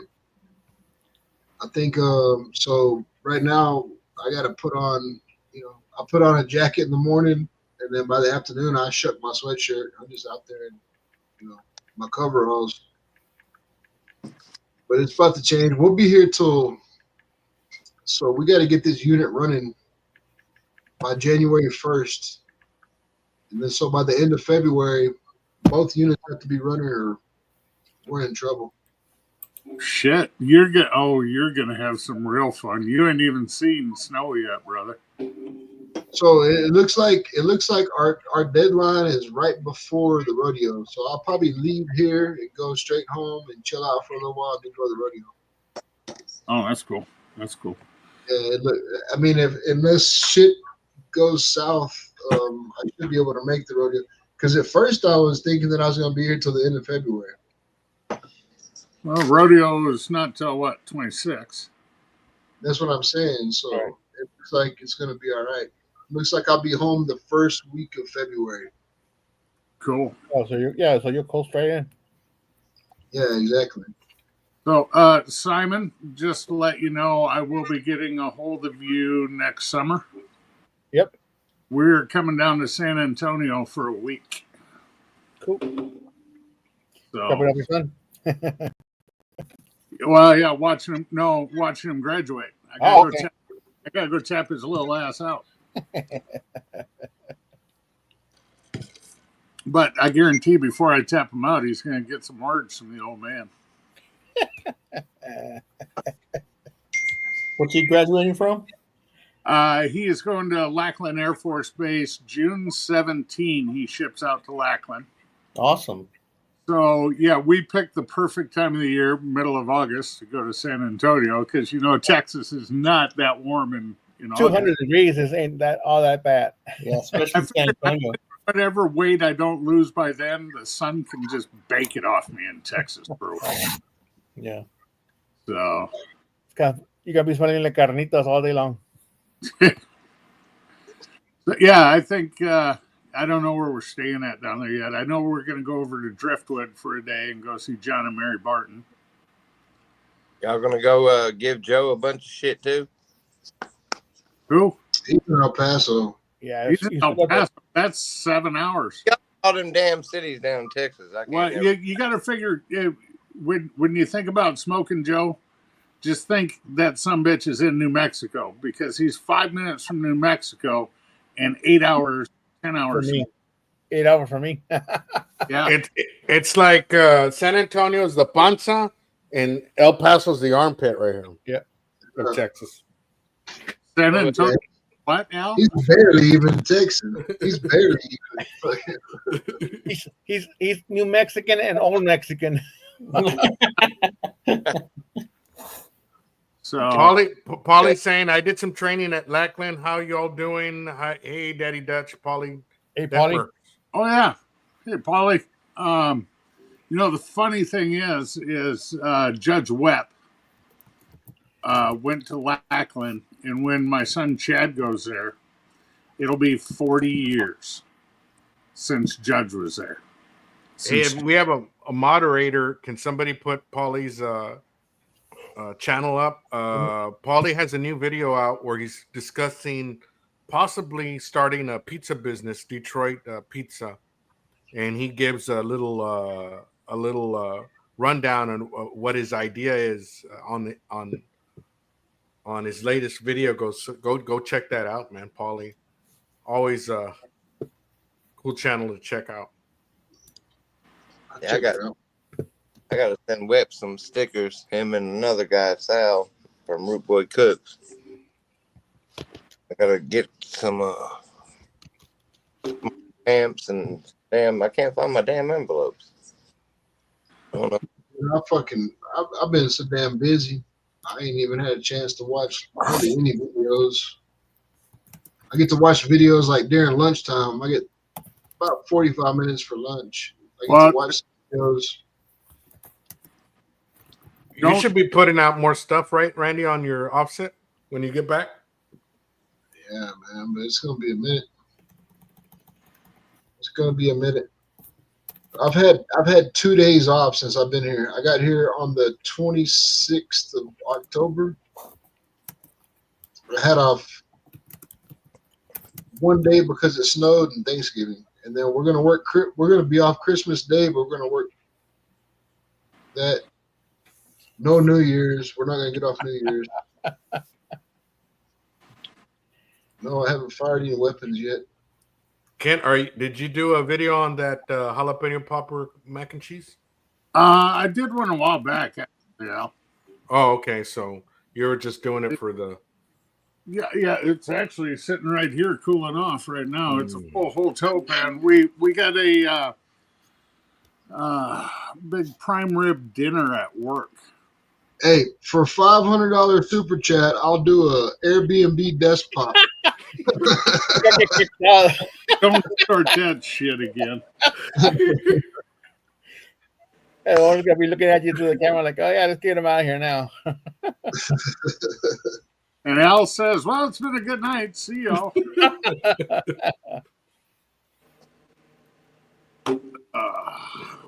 Shit. Yeah, I gotta say, anybody planning on a cook tomorrow? I think I asked before, but No, now that we're just rain, man. Rain sucks. Yeah. Paulie did 21 years, 84 of 206. Damn. I'm right here next to Fort Carson in Colorado Springs, man. Them motherfuckers are out there in helicopters and shooting shit, dude. Sometimes that shit rattles the windows of our trailer. I don't know what they're over there shooting. The big aircraft are landing over our house, landing in Lackland and Kelly, and those big suckers will rattle the windows. Dude, they had helicopters today flying. It to me, from where I'm at, it didn't look like they were more than about 15 feet off the ground. They were doing some like low maneuver shit today, because right over the mountain is Fort Carson. What's up, Hyman? Oh, it is Hyman right here. I thought it was the other Hyman. Jaime, What's up? what's an ET? Electronics technician. Oh, okay. And in 2006 is the year my nephew entered the Marine Corps. He's about to retire. The Chad, my boy, he's got drill this weekend. So he signed up when he was 17. So he's doing the weekend warrior thing right now, and then goes down to Lackland for June through August. But he'll be working. We got the 185th refueling wing. So these are them crazy bastards that sit there and drop the big hose down to another plane. And oh, that shit's crazy. Yeah, he's in the maintenance division over there because Randy has seen. I've sent Randy's pictures of my son's welds, and Randy's like, "Yeah, I'd pass that." Little bastard better than I do it, and fuck, I'd do it 2-3 times a week for the last 21 years. Yeah, Bailey's boyfriend's in Hawaii right now. He's going to be an Army Ranger, so his shit's over there, and That's what she wants for Christmas. She wants a plane ticket to Hawaii. I was like, nah, ain't gonna happen. Does she know how long a flight that is? No matter. I'm not gonna send my daughter fucking all the way to Hawaii without some kind of. That's what she told me she wanted for Christmas. She was like, I want a plane ticket to go see Sean. Like, fuck you. Okay. Randy, you'll have to buy 2 tickets because I'm going to chaperone her ass. That's fine because I ain't buying no tickets. Y'all can both fucking hate it. Fuck, I go down to Hawaii, I'd look like a fucking Sasquatch. Yeah. Oh, you're gonna love San Antonio there, Kent. Man, San Antonio's beautiful, man. The Riverwalk, lots of things to do. The wife wants to stay close to the Riverwalk, man. And I haven't. Well, I'll tell you what. If you stay on St. Mary Street, on the south side of the Riverwalk, you'll get some good deals there. Okay. Just keep that in mind. And then there's a lot of badass restaurants in that area. Man, go check out Andrew. Andrew's in San Antonio too. Ain't he? I plan on meeting up with Andrew and Rick. Chef, if he's still down in Lytle, that's only 50 miles south. I know how to get to Chef's house. I've been there because the first time when I came down to the rodeo, which was right when y'all had 3 weeks, it was end of January, very beginning of February when you had that freezing rain and everything down there. And that's when Elton said ERCOT was about 30 seconds from going dark. And the best part about that is it freaked my wife out so bad. She said, what are we ever going to do if that happens up here? I said, well, honey, we just got to buy a generator and I can keep the fridges going, blah, blah, blah. And that's how I got the generator for the food trailer. But that first year when we came down, that's when the Royal was canceled. And we went, I ate my way halfway through Texas in 4 days. And that Saturday, we left Houston, kind of skirted San Antonio and went to Lytle, the Chef's house.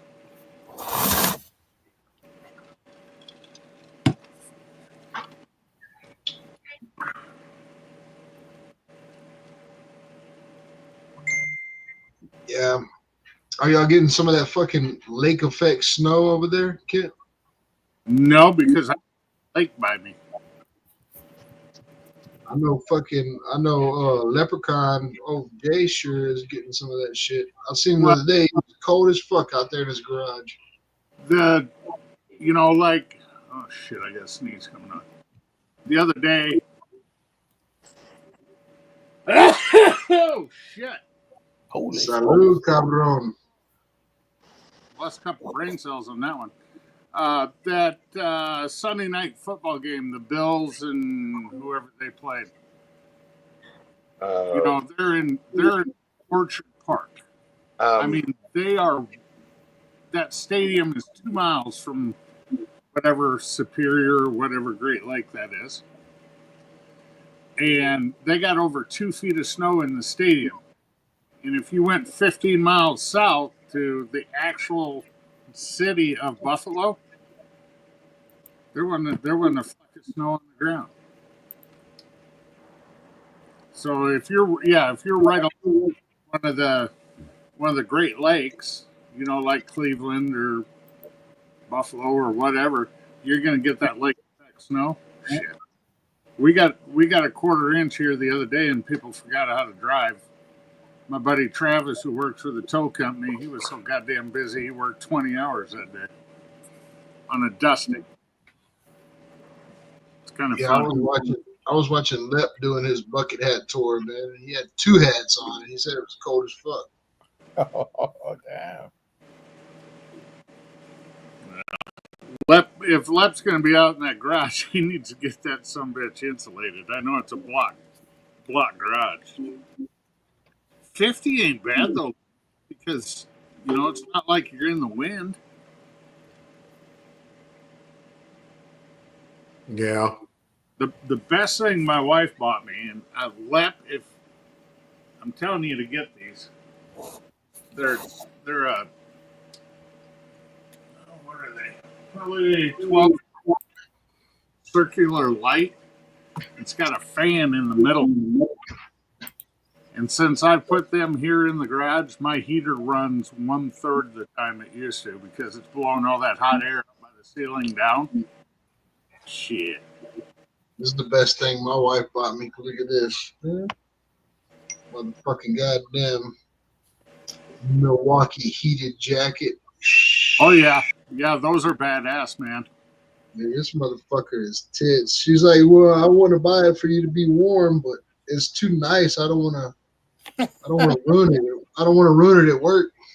Does that run on the M12 batteries? Yeah, check it out.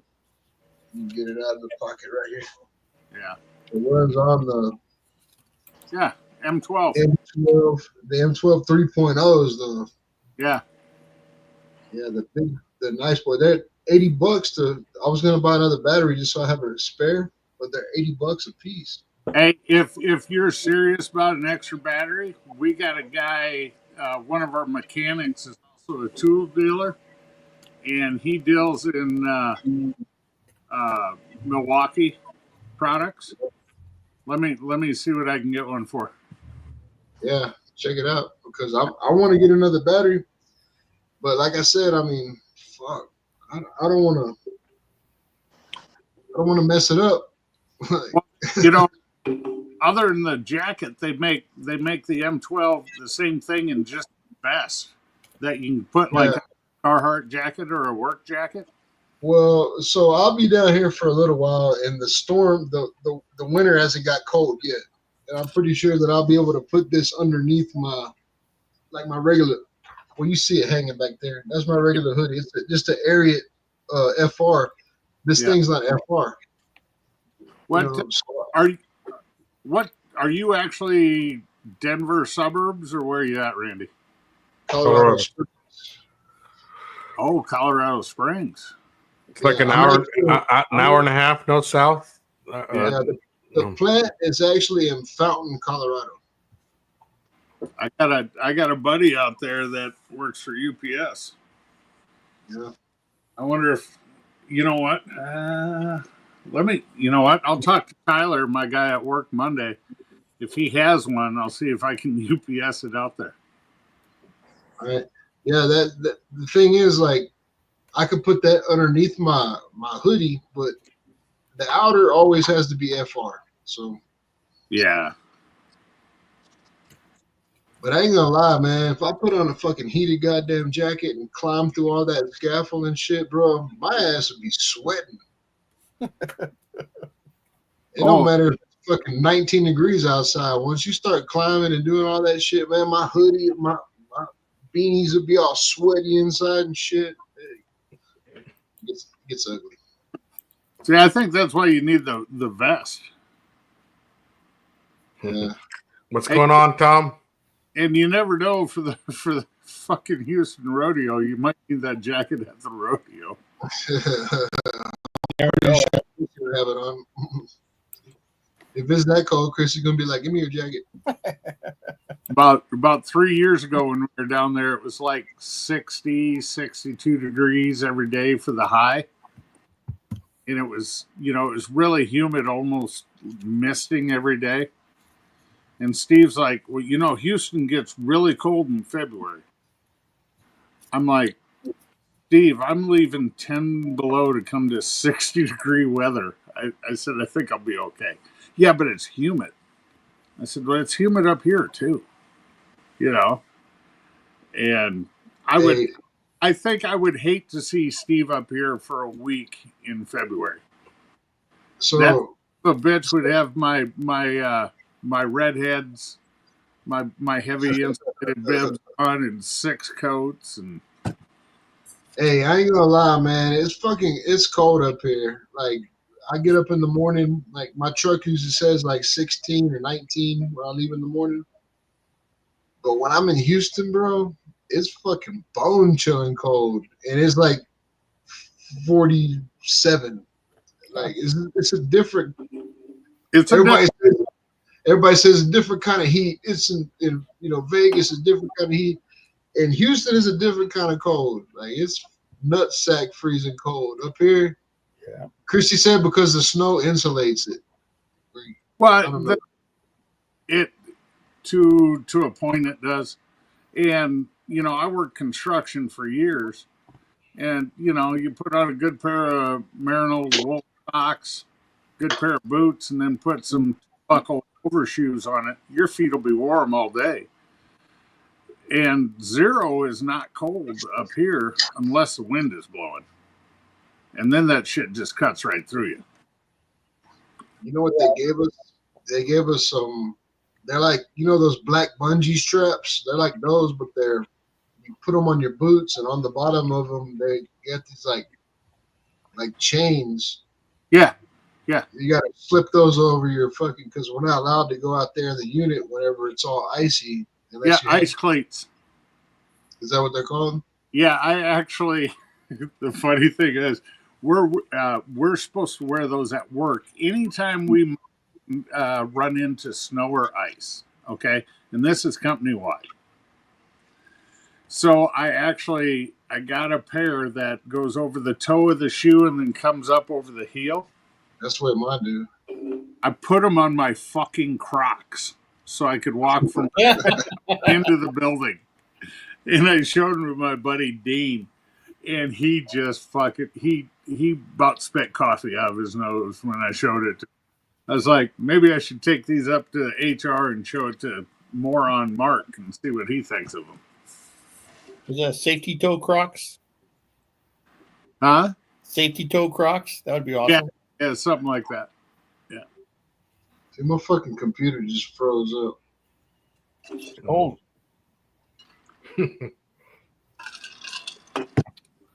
This is gay. Can y'all? oh, we did. Now you're gone.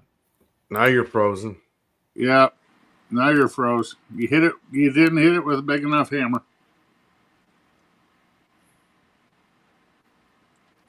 Yeah. Oh, boy.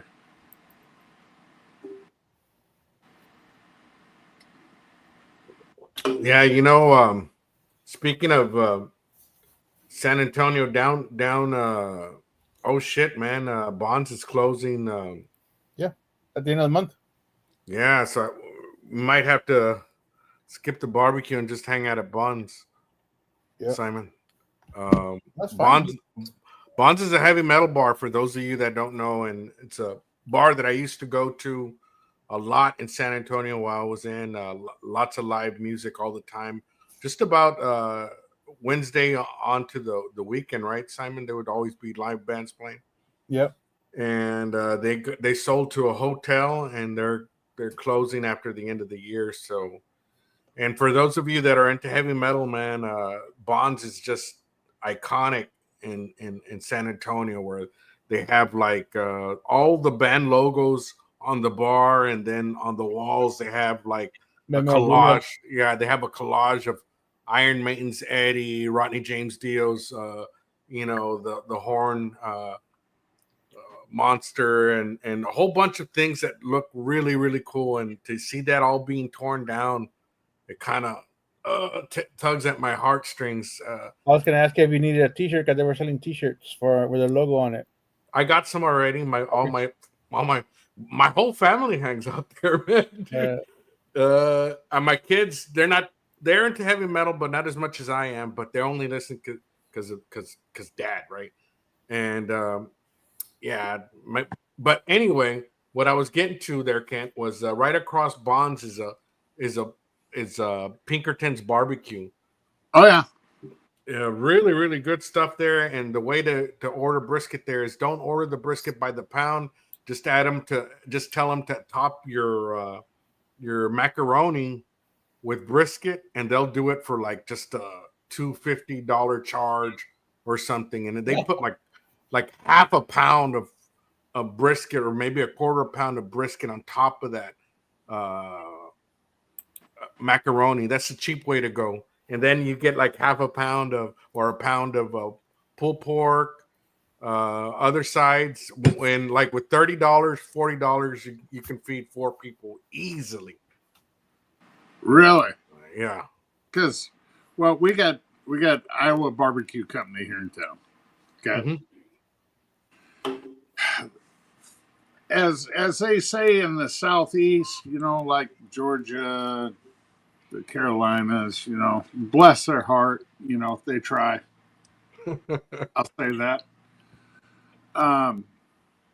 Me and my buddy went in there, and see you, Paulie. I was trying to watch the chat on my phone, but Al keeps having these damn ads show up every 3 minutes. We went in there. We each got a 1/4 pounder brisket. Okay. Three ribs, a side and a drink.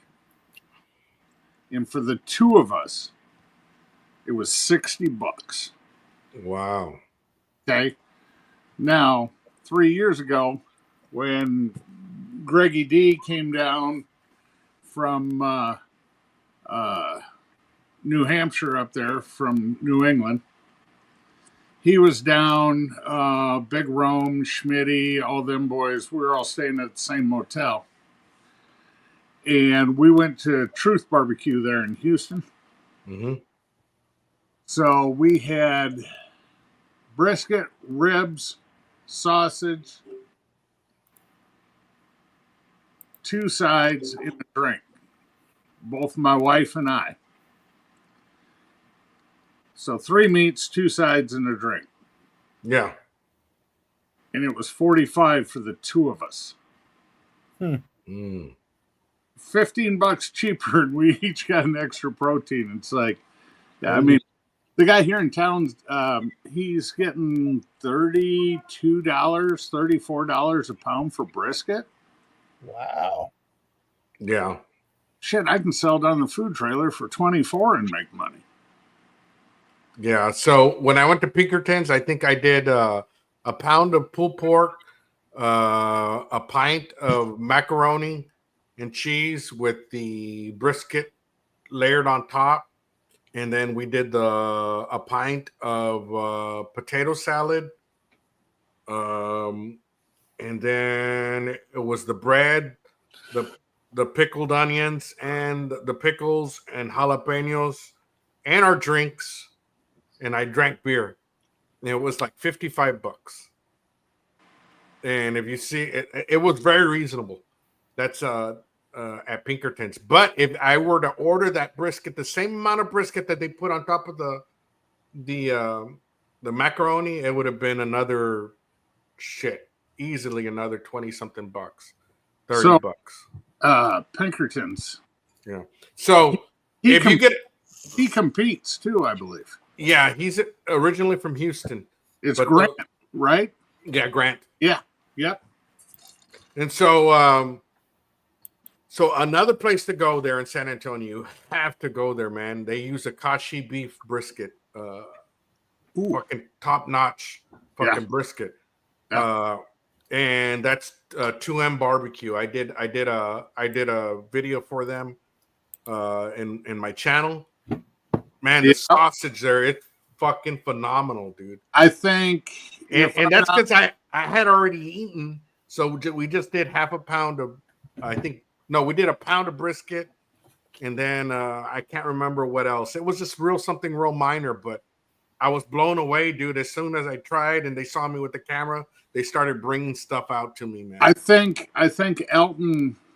And I don't know, Simon, maybe I think Elton was at 2M also. I've heard that name. I think CJ has gone. CJ from Mama and Papa Joe's. Okay. Yeah. Dude, you gotta differentiate CJ's. So you got CJ. Alton might have been out there. I'm not too sure if I've seen it. Alton's out there, and then I believe Grill Sergeant might have been out there too. Okay. Yeah, man, you got to try that place. I would say Go to 2M's if you've already been to Pinkerton's. But I haven't. Pinkerton's, I like I said, the only time I've ever been in San Antonio was in the back of Steve's Expedition, and that was just on the way to Lytle to Chef Johnny's place. So man, it's definitely an experience, man. Really, really good stuff, man. When Greg was down, he got up Saturday morning at the crack of stupid to drive to Snow's Barbecue for one reason only. He wanted to see Miss Tootsie. Yeah. I mean, 85-year-old woman still stoking the pits, live fire pits. Oh yeah. But yeah, he wanted to go to Snow's Barbecue.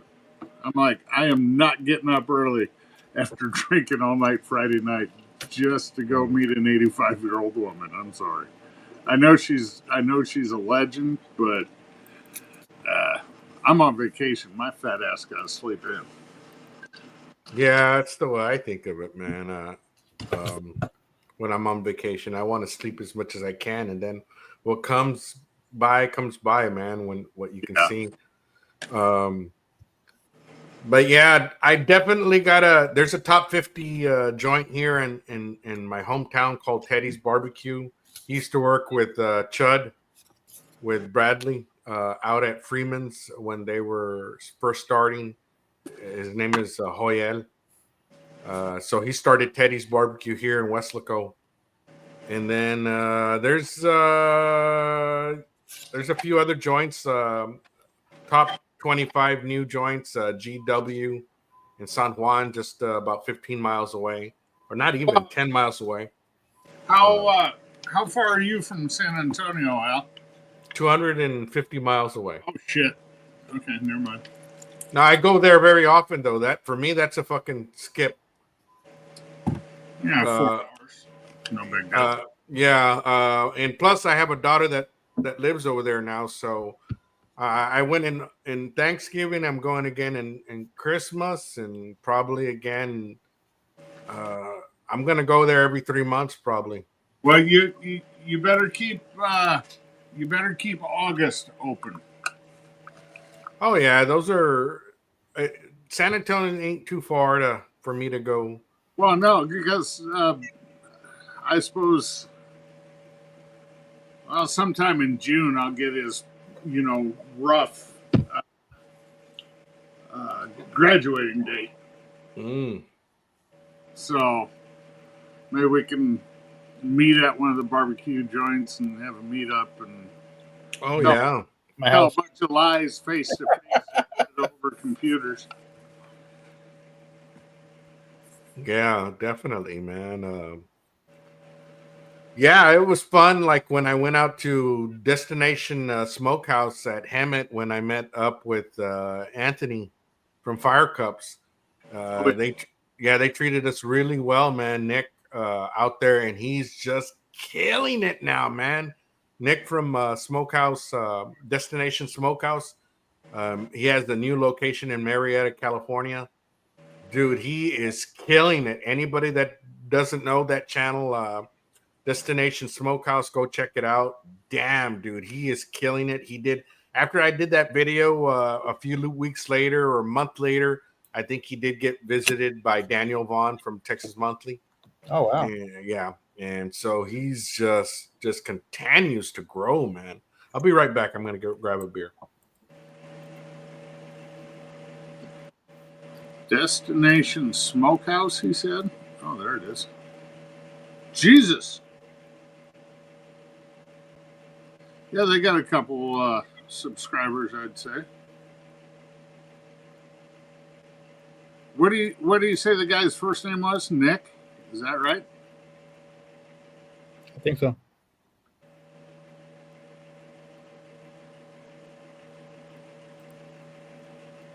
Dude's got 137,000 subscribers. That's getting down to business there, boys.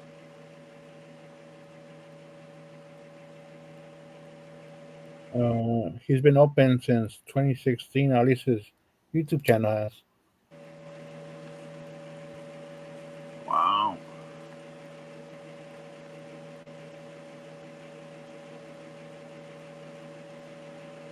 Oh shit. So, when are you set to open up your food truck? When the weather cooperates, because Okay. you Next look year. right there. Yeah. That's that under cabinet commercial fridge I just bought. So it's got to have it for the health department to cold hold. So like if I have leftover pulled pork or whatever, Right. so you got 2 hours to get it from 140 degrees down to 70, and then another 4 hours to get it to 40. And she says a residential fridge will not do that. Cooking is asking what's the name of the food truck going to be, Kent? Name of the food truck? Yeah. It's right there. Daddy Dutch BBQ.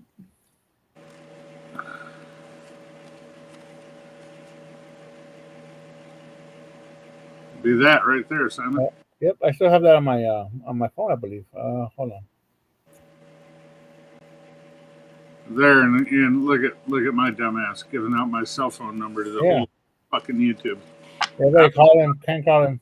Yep, call me. Another hour, the thing goes still silent until 6 in the morning anyway, so I'm good. Write it all on the bathroom walls. Yeah, and then at 6 in the morning, start calling him again. For a good time to call. Yeah.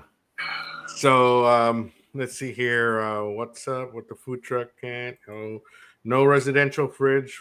Will not have to thought about a mini blast chiller. Yeah, nice. Yeah, basically this is a commercial fridge, so it's got the fan on the back wall. So, and I already checked with the health inspector, and I was like, "Hey, this gonna work?" I sent it to her on a Saturday because she has a work cell phone. Well, I bought it that Saturday because I'm like, if it doesn't work, I'll just sell it. And she's like, "Yeah, as long as it would get below 41 degrees." I said, "I've already had the damn thing.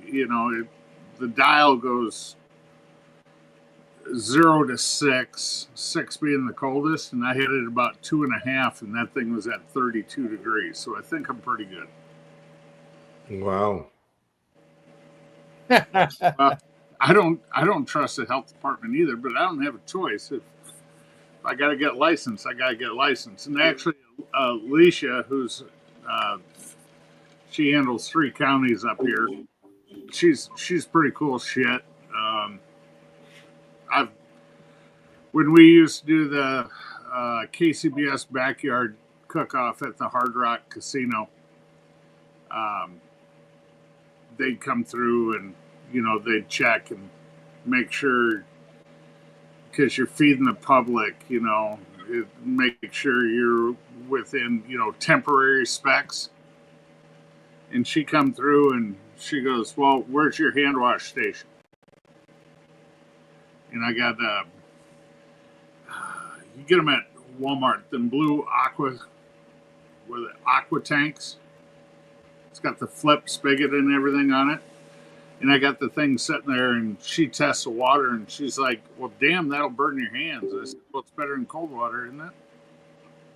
She's like, "Yeah." And she goes, how are you washing any utensils? And I got 3 lug tubs set up. One with hot soapy water, one with clear water, and one with water with 150 parts per million with clear chlorine bleach in it. And she's like, "Oh, well, you're all set up." I said, "Yeah." She goes, "How'd you know how to do that?" I said, "I work for a caterer." Oh, you're good then. Yeah, I can cook on any smoker I want to, AJ.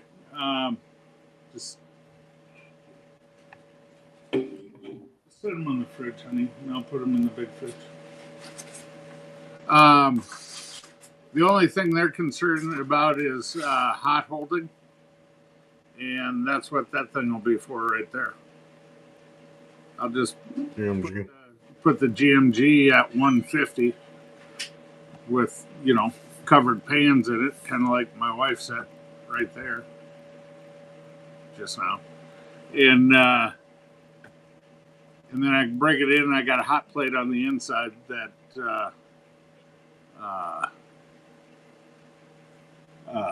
to serve out of. So Munchie Mafia saying, I gave up on a food truck. There's too many restrictions. See, ours aren't that bad. Ours aren't that bad. My yearly license through the state for the health inspection is $250. So it's roughly $20 a month. Yeah. Here locally, I got to take it to. I got to take it down to the fire station for the fire chief to look at it. I've already talked to him. Him and I have known each other for years. He's like, you have to have a no smoking sign by your serving window. So they said, go to Menards, get the 97-cent sign, and glue 2 magnets to the back of it. I got to have one there, and then because I have propane tanks on the tongue, I got to have one there. So I got $2 wrapped up in no smoking signs and a good 5-pound extinguisher with a current tag on it. I never thought about that because so many stands here, and this is for Simon and Jaime, and I'm sure if Randy's still out there. Here in Texas, when you pass by late night, you're doing a beer run or whatnot. How many taquito stands you see on those hot dog, hamburger, taco carts you see running on propane? Yep. Yeah, and then sometimes you stop and you're drinking a beer and people are smoking right in front of it. Nobody says a damn thing. And then you're thinking in your mind, dude, you're drinking. You're like, I can do this. Shit, I could be drinking and cooking food for these people and making money. It's in the back of your mind because So I've actually thought of just pushing my Blackstone up against the driveway of my house and just set up shop there. Yeah. But what's the probability that a fucking Simon? I've been to your house 3 or 4 times. I haven't seen no damn fucking police there at all. That's because somebody calls the cops here. Well, until somebody calls the cops, right? But nobody calls the cops here. Yeah, that's what I'm saying. Dude, you can get away with fucking just running without a permit or whatnot, just cooking fucking hot dog, bacon wrapped hot dogs or whatnot. Well, shit, I've already been doing that. I'm the goal with this is to get, good. First of all, we're going to be setting up at the farmers market from May to September. And then there's a brewery here in town. They want a food truck, and the Legion here in town wants another food, another food truck, and then one of the brew, the liquor store, they like food trucks in their side lot. So there's like, Simon, quit breaking shit. So there's like 4 or 5 different spots here in town I can set up, but like when I'm at the Legion, I have to have a city permit for that because I'll be on the city right away. So if I'm at like the brew, the brew or Cork It, a couple of the liquor stores, I'm on private property, so it doesn't apply there. But anytime set up on the city right away, I have to have a permit, and that costs me $100 a year. Now, what's going on, Tom? Gentlemen, what's going on? Hey. Now, Munchie Mafia is saying, I'm sorry, Tom, let me just mention this real quick. Munchie Mafia is saying, I want to park at the pot shop. Now, that's a place to set up, man. Everybody has the munchies there. The munchies, right. Yeah. Years ago, there's a clip out there that it was a dispensary, and the Girl Scouts were selling cookies right outside the dispensary. Yeah. I'm like, that is so damn smart. Yeah, I'll take 16 cases of Thin Mints, you know. There's a guy locally that he started this year in the summer doing the farmers market, and now he's got a food truck. He's kind of like the plan you're talking about, and now he got hooked up with the Pacers. So around the the parking lot around the, I don't know where they play. I guess Cambridge Cambridge Fieldhouse. Yeah, Cambridge Fieldhouse, right? I think they play it. So I guess they allow food trucks around there. So he got hooked up with the Pacers. He's going to send his food truck out there. So he's doing pretty good. You know the only reason I know what that's called, the Fieldhouse is called? The Cambridge Fieldhouse? Why? Because I listen to the Pat McAfee show every day. Oh, yeah. Yeah, where he works, the restaurant he works, they were doing pop-up for the Cleveland Browns this year and last year, I think also. That's fucking awesome, man. Hanging out at a stadium. Tom, what you been up to, man? I saw that one chicken thigh video that you put out. Anybody can put up Tom's video or channel. He did a video where he cut up chicken thighs and cooked them like you would chicken wings. Yeah, they were really good. It was crazy. Dutch, I got to say something to you, brother. I applaud you, okay, for doing what you're doing, starting that truck. Hey, what we talked about earlier, I'll give you the side view, buddy. There you go. No, but I'm talking about doing this truck, okay? It takes a lot to do this, okay? This is not just gonna walk in the park, set up, and go out and do it, okay? A lot behind it, and you'll get your feet wet, but you'll see what's good and what's bad about it. But not many people have the balls to do this, and I applaud you for doing it, really do. Well, you know, the funny thing is, behind the scenes and blah blah blah, I've been in fucking food service since I turned 18. So as side gig, blah blah blah here and there, and the idea is hopefully this spring we'll generate enough that at my 9 to 5 I can go part-time. There you go. Because that's it. I'm gonna if it goes well enough, I'm gonna look at them and say, hey, here's the deal. I take care of the web account predominantly anyway, and you got me from Monday, Tuesday, Wednesday, and maybe Thursday till noon. Yeah. And hey, I started out 12 years old with a hot dog wagon. I had a Sabrett hot dog wagon. Okay? And I did that for 4 years, bought my car. Okay? Plus I had to pay room and board. 12 years old. Figure that one out. But that was the ethic that I got as far as with working with it. It's not easy. It's a long time to put something together to make a few bucks on, okay? If your expenditures, but man, I applaud you. I really do. I wish more people would do that. I wish more people would get out and do that, because out here in Vegas, okay, they don't give you permits. You have 1 hour to be wherever you're at. And they move the trucks. Here in Henderson, they just allowed for food trucks or push carts, but an hour to set up. Restaurants don't want you around here. It's crazy. Congratulations, Munchie Mafia, on the new job. What's going on, Madwood? Okay. I just got a fucking text from AJ. Hey, I saw your number on YouTube. How much for a pound of meat? He's a character. Jesus, AJ. Oh, that's hilarious, man. He's a character. Hey, Al, I'm going to bounce, brother. Okay, appreciate it. Hey, man. Yeah. Everyone have a good night. You too. Hope those burgers come out badass. Oh, yeah. I might try that macaroni, too. That sounds pretty good. I'll let you know. All righty. Good shit. Okay, I hope it wasn't something I said. No, Hyman's got his family coming over tomorrow. He's gonna make some sliders and I guess he's getting some rest before they come over. But yeah, how's the weather out there, Tom, in Vegas? 40s, 50s. A couple nights it's been down to 30s. 36 or something like that. Oh, yeah. Not bad.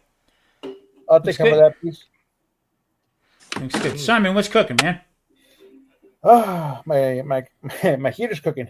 Cold? Yeah. It's cold and humid and windy, which sucks. Yeah, I know. It's in the 40s, so it's cold for me. But the rain and the wind is just making things colder.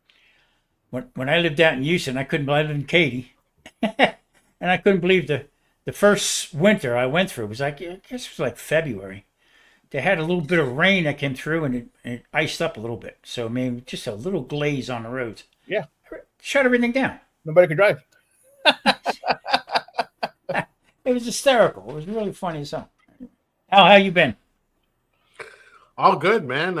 Just getting by with running the channel, doing the one video a week and then one live a week. But today was the exception.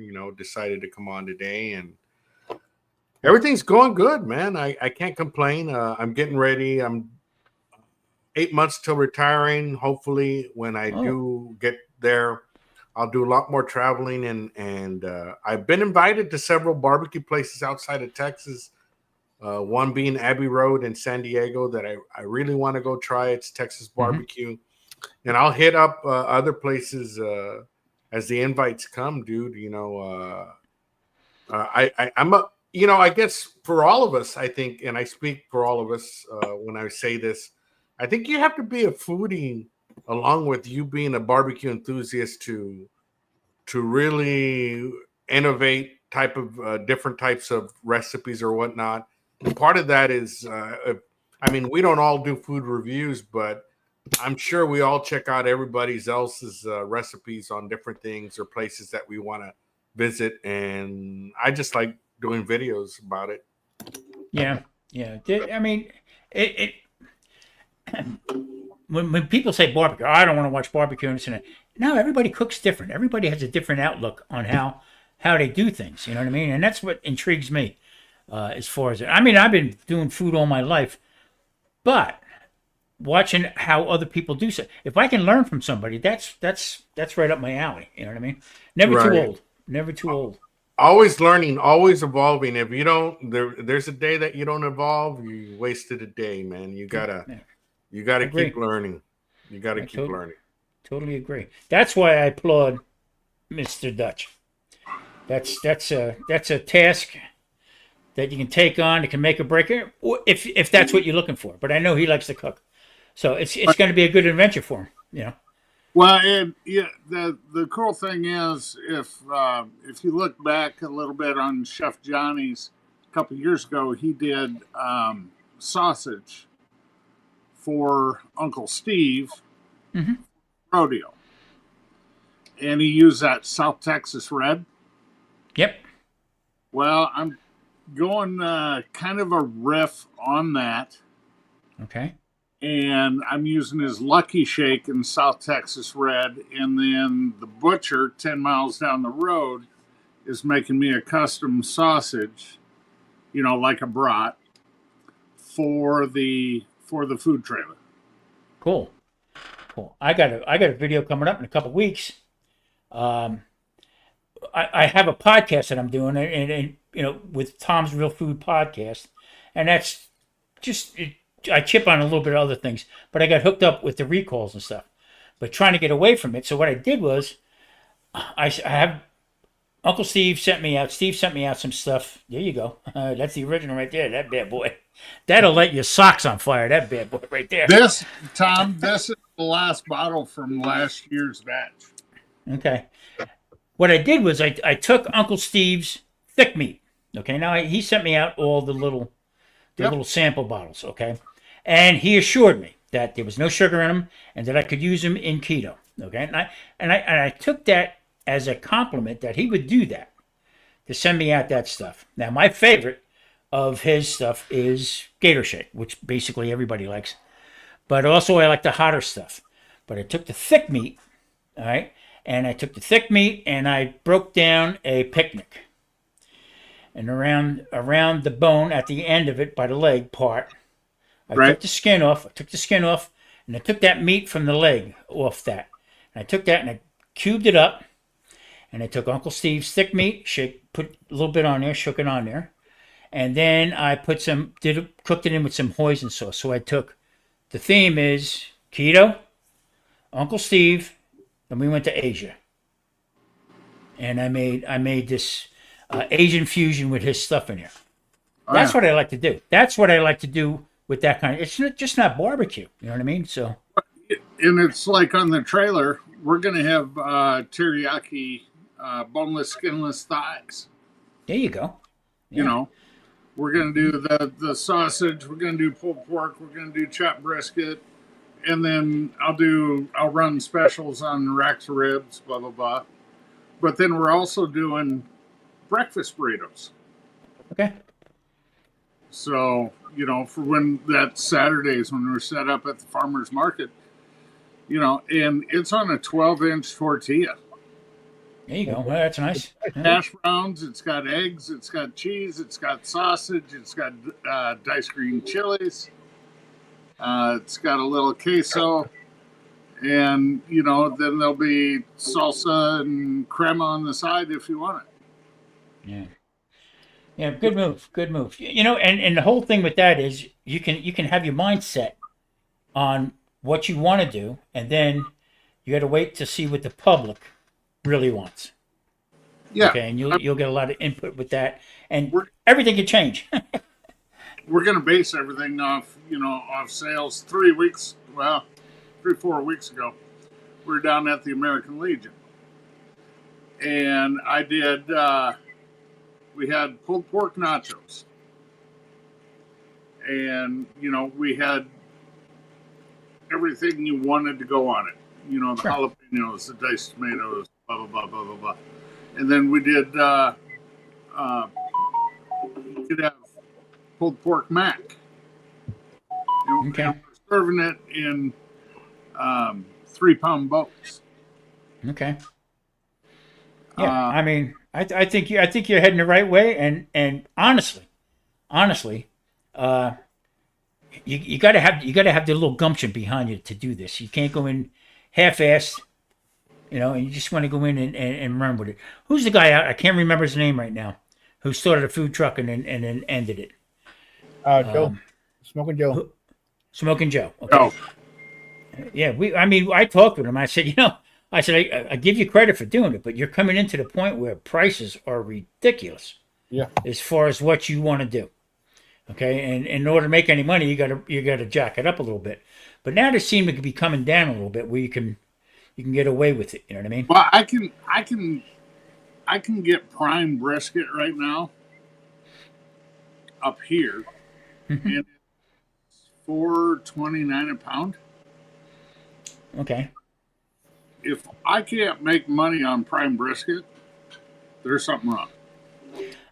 The only problem before you came on, Tom, I was telling Al and Simon that the local guy here, Joe, that has Iowa Barbecue Company, he's getting $32, $34 a pound, something like that, for brisket. Mm-hmm. I can make money at $24. Yeah.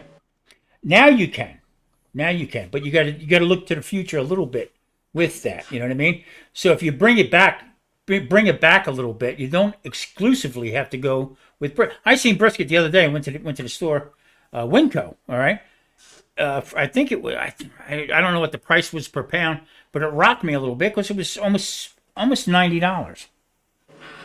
Okay, and then if you're gonna go to doing all the trimming and stuff, yeah, you're losing money right off the bat with that.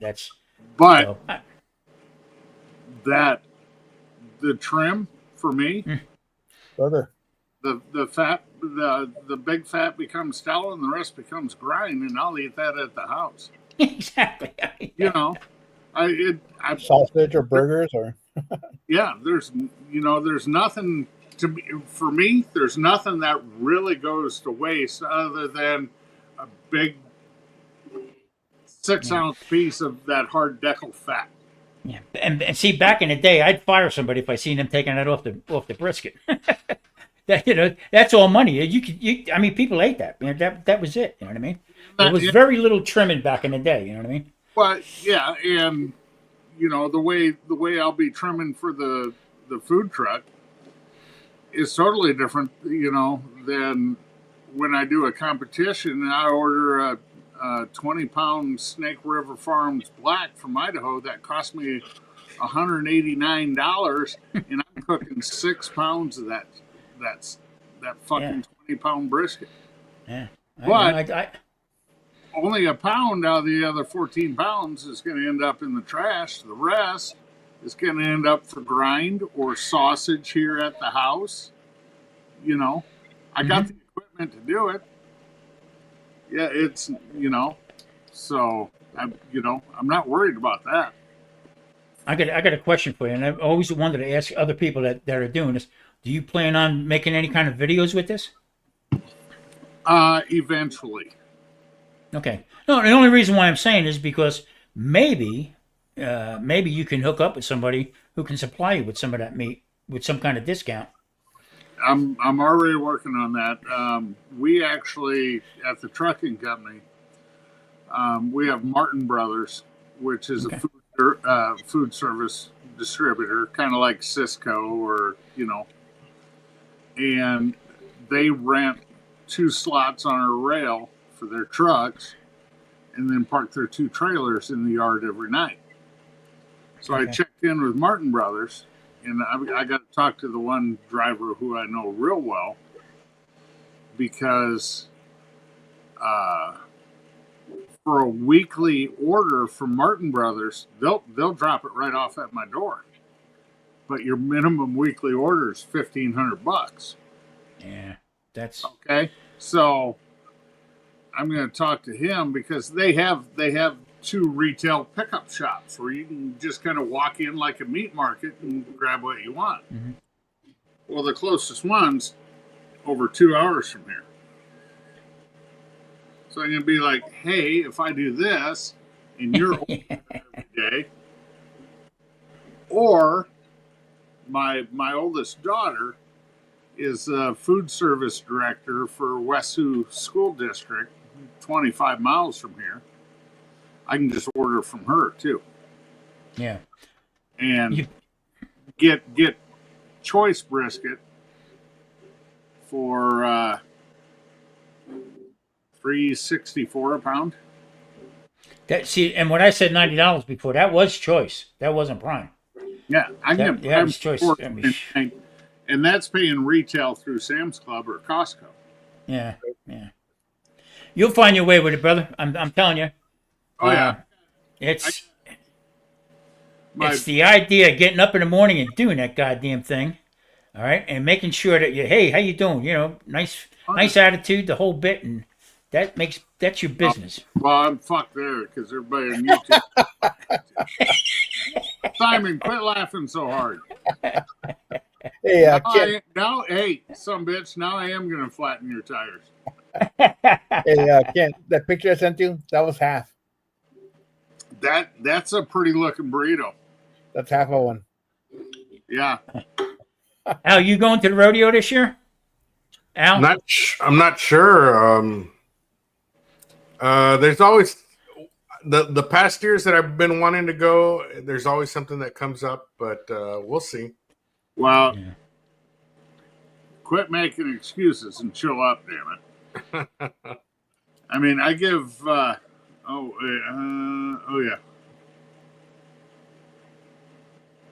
MBL, no, my garden didn't take.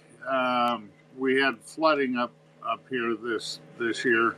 And that's why I only camped for 5 weeks instead of 5 months, as we lost our campground in June. Oh. So you want to see an old guy get hit with a bat? Watch this. Quick stream, please.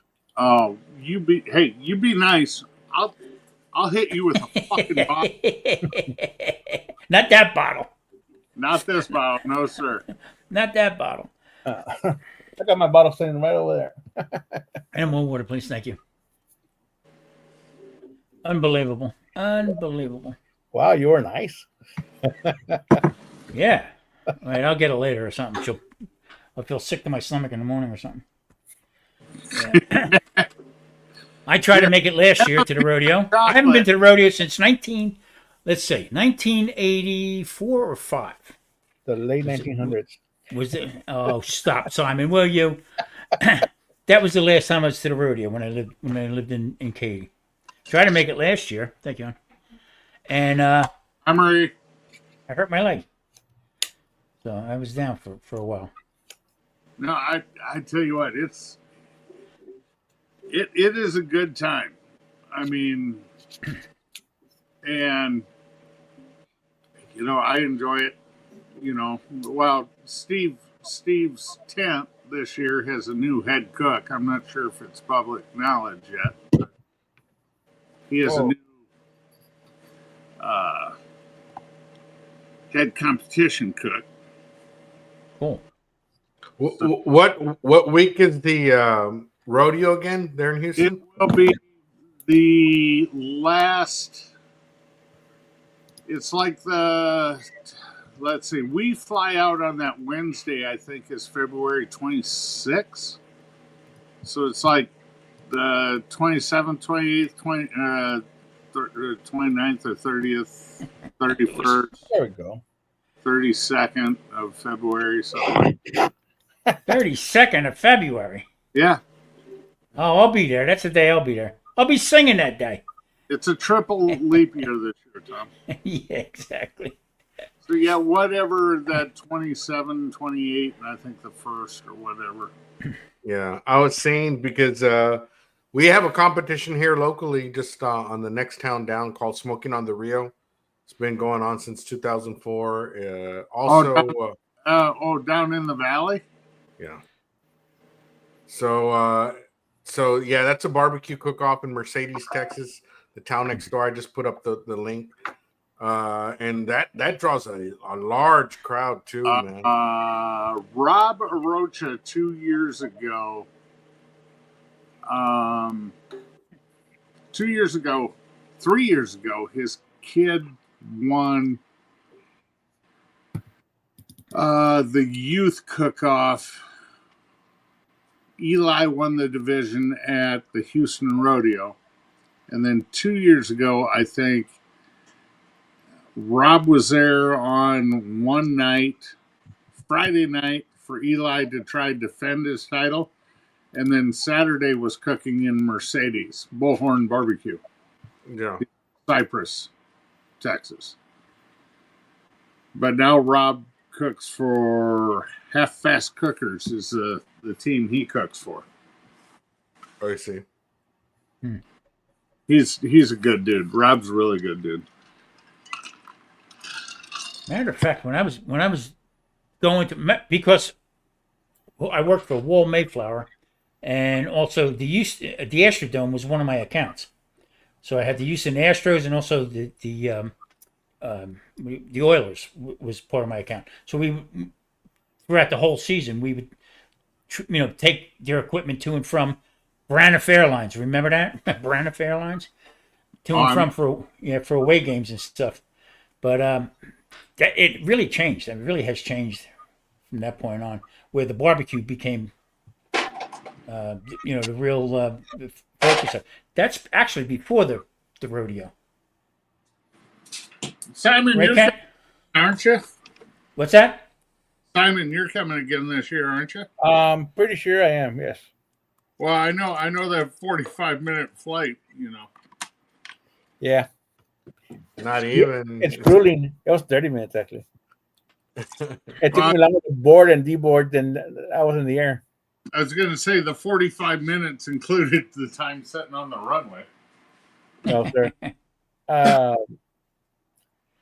So I don't know if you've seen those little owl chairs that they have for people with wheelchairs that they had to drag them into the airplane.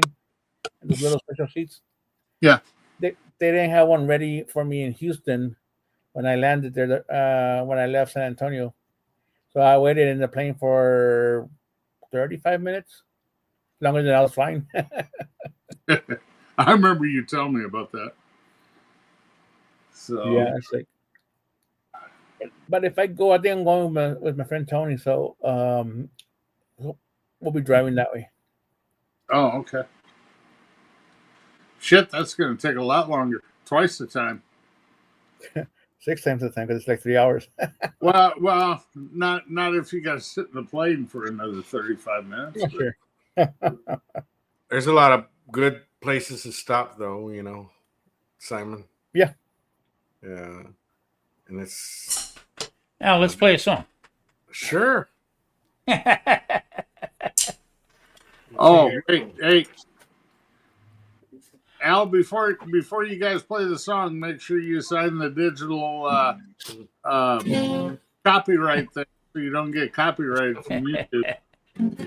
It's an original. It's a Lunacy original. I would have to hook everything up. I don't have it hooked up.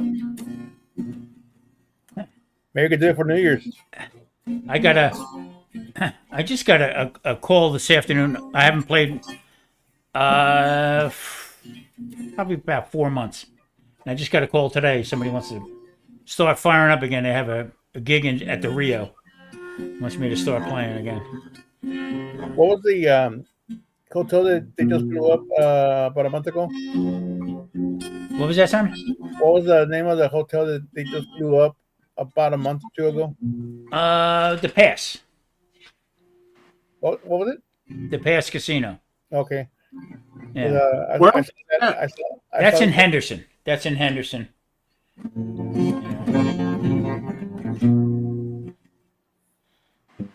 We would have a bad delay.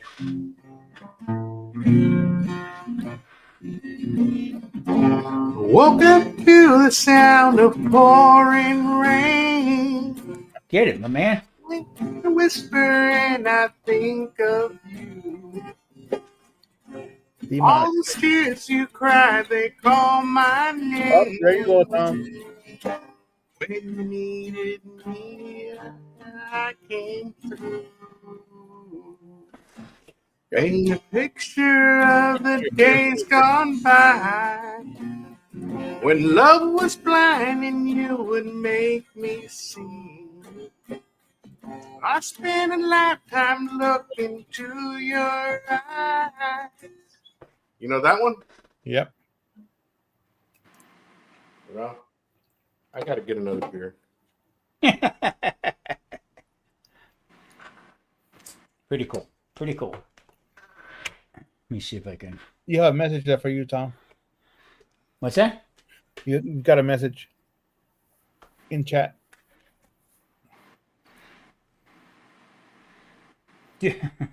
Wait a minute, you crazy son of a gun. Wait a minute. Don't you go nowhere.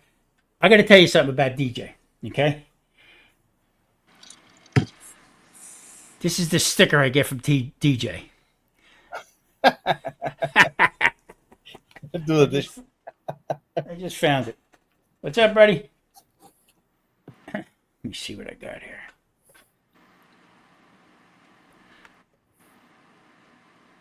Oops.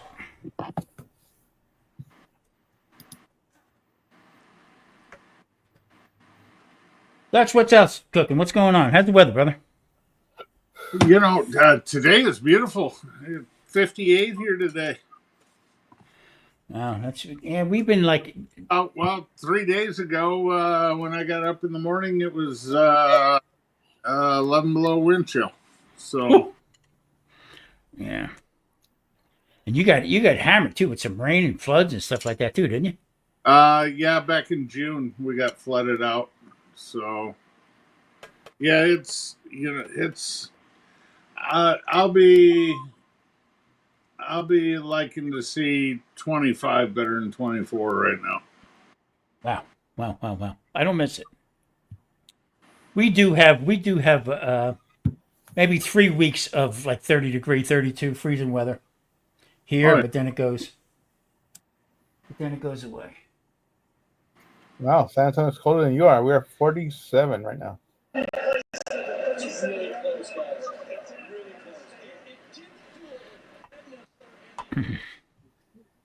Yeah, hey guys. Do the Hey, dishes, damn it. I know you, Tom. Yeah, hey guys, so Simon goes out. Here. Yeah. Let's see here. Yeah. So what's going on, DJ? What are you up to? Not much. I'll just put the final touches on a video for tomorrow.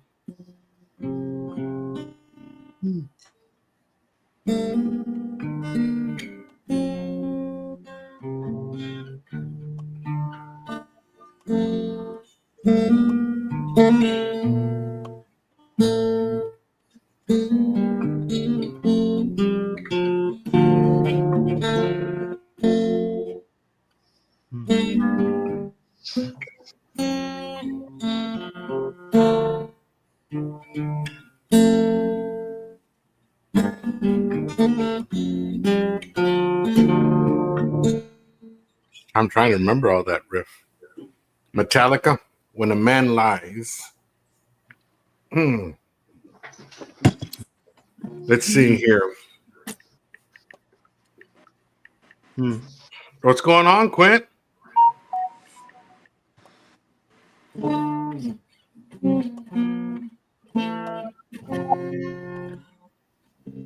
Too loud.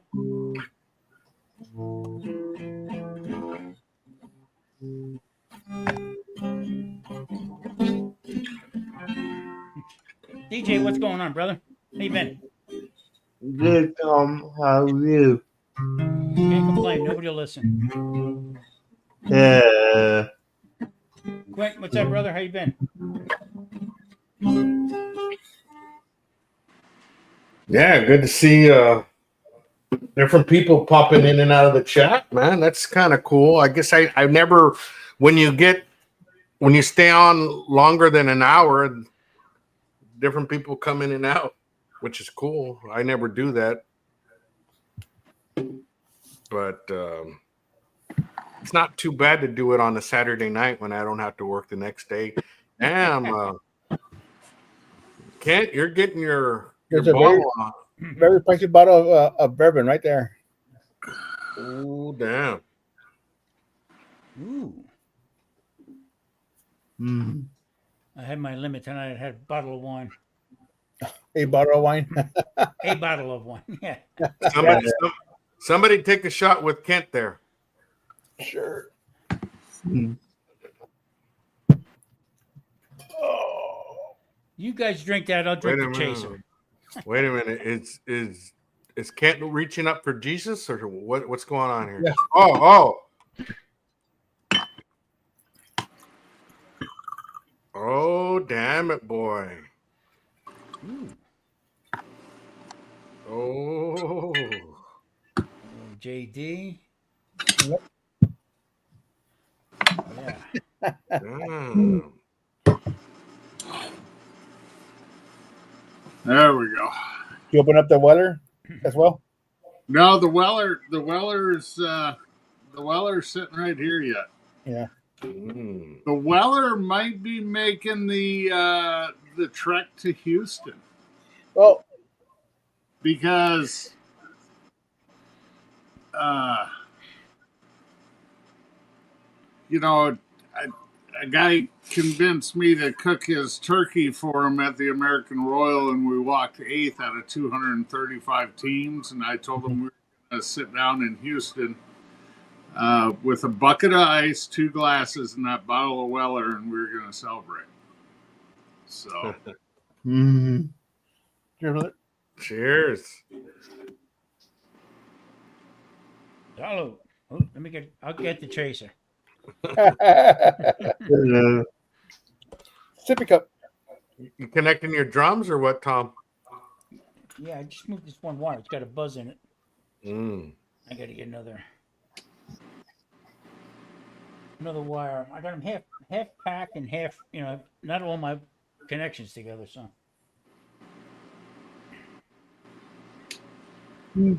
So there was a bottle of Angel Rare Angel Rare. The liquor store right next to me, right down the street. It was $110 for the bottle. Oh, yeah. That same weekend, my buddy Tony finds it at another liquor store for $40. Well, I talked to 3 of the stores up here, and one said I might be able to get a bottle in 2 months. Yeah, get on the list. Wow. NBA. And the Weller, he said he could probably have a month. So I find plenty of Weller. I paid $40. I overpaid for this. It's $40. Because my buddy Tony found it for 26. Oh wow. I hope Santa brings me a half a gallon of Johnny Walker Black. There you go. I've been pretty good this year. I mean, This is out of that Eagle Rare bottle. This is probably the 4th time I've had anything out of it. So it's one here, one there. I mean, yeah, it's not my everyday go-to. exactly. Shit, my wife would kill me if it was my everyday go-to. yeah. This is cheap enough. I can have every day whenever I want. So it's Here you go, Quint. That's for you, buddy. Mm.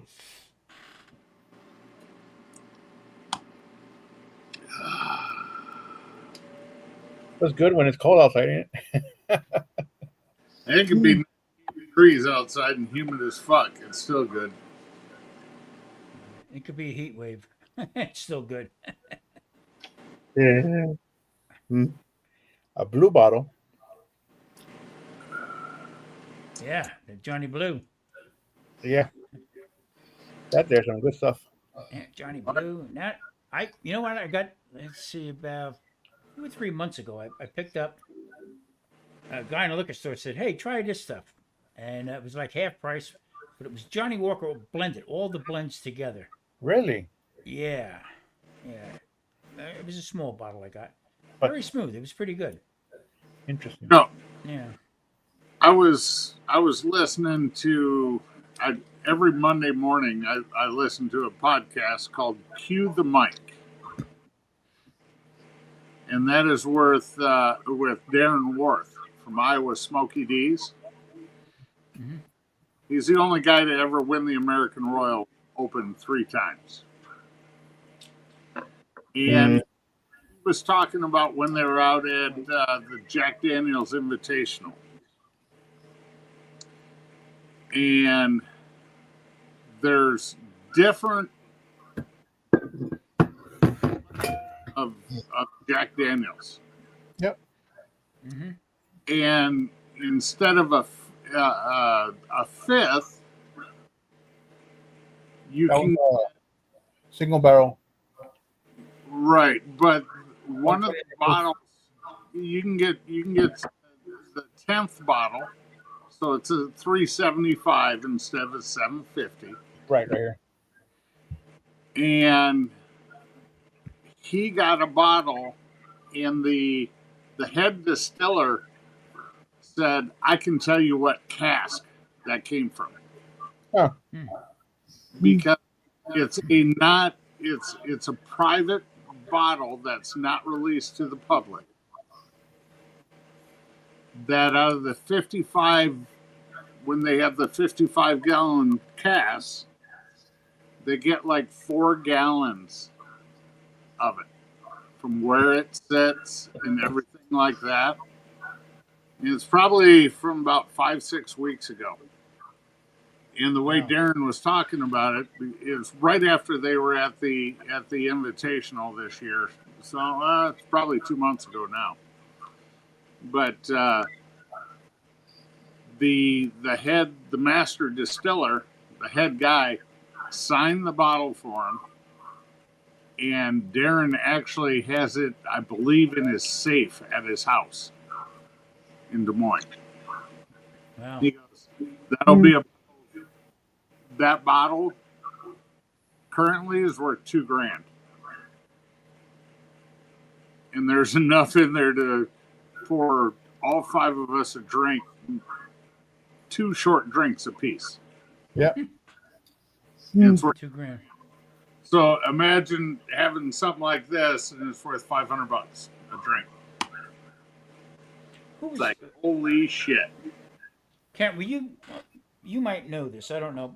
I remember back maybe a year or two ago, I was watching a video where this one guy was doing barbecue, cooking his barbecue, but he did all wood fired, direct cooking. But the only thing he used was from oak barrels that were, was either fermenting wine in it or bourbon, Yeah, some kind of alcohol. The staves from the oak barrels. Yeah, and he was cooking on that. Yep. And stuff. I tell you what, it was pretty interesting. I can't remember the damn name of it. So I know Jack Daniels and I think Crown Royal will sell their cut up barrels. Mm-hmm. Yeah. And for putting it in a barbecue pit, like for smoking. Yeah. Smoking chips. No, Smoking this chips. was actually the barrel, the barrel itself. Yeah, and he would the staves, the wood planks, the staves from the barrels, and he would live fire cook over it. Right. And then what brought this to mind was Man Kitchen Recipes, Kevin. He was getting different. I think they were pellets that were ground up from wine barrels. Yeah. And using that, but this guy was doing hot fire cooks, with this stuff, indirect heat, indirect cooking or direct to finish it and stuff like that. But it was all over not wine barrels. It was actually alcohol, bourbon, and stuff like that. In fact, the guy was talking about that he was trying to get wood sent from overseas here, and he had trouble with it getting through customs. Who the hell was that? I remember watching that, Tom. I can't think of the damn name of it. I don't know. See what happens when you get old?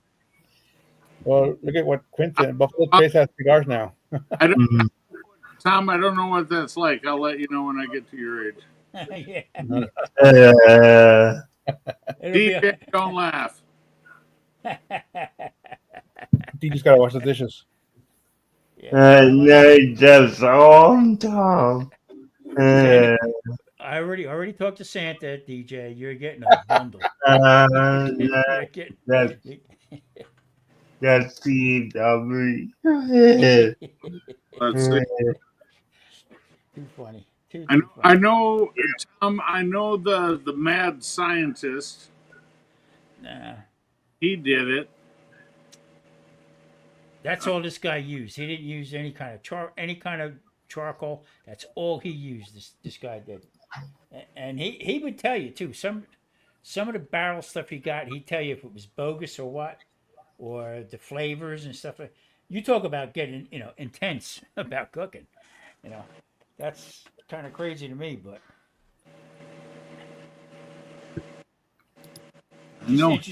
interesting to watch how he built the fires, you know what I mean? And then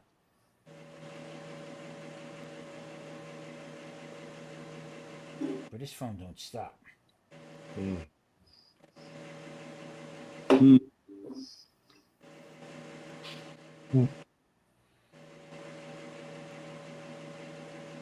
So what you guys got coming up? What's your plans for Christmas and New Year's and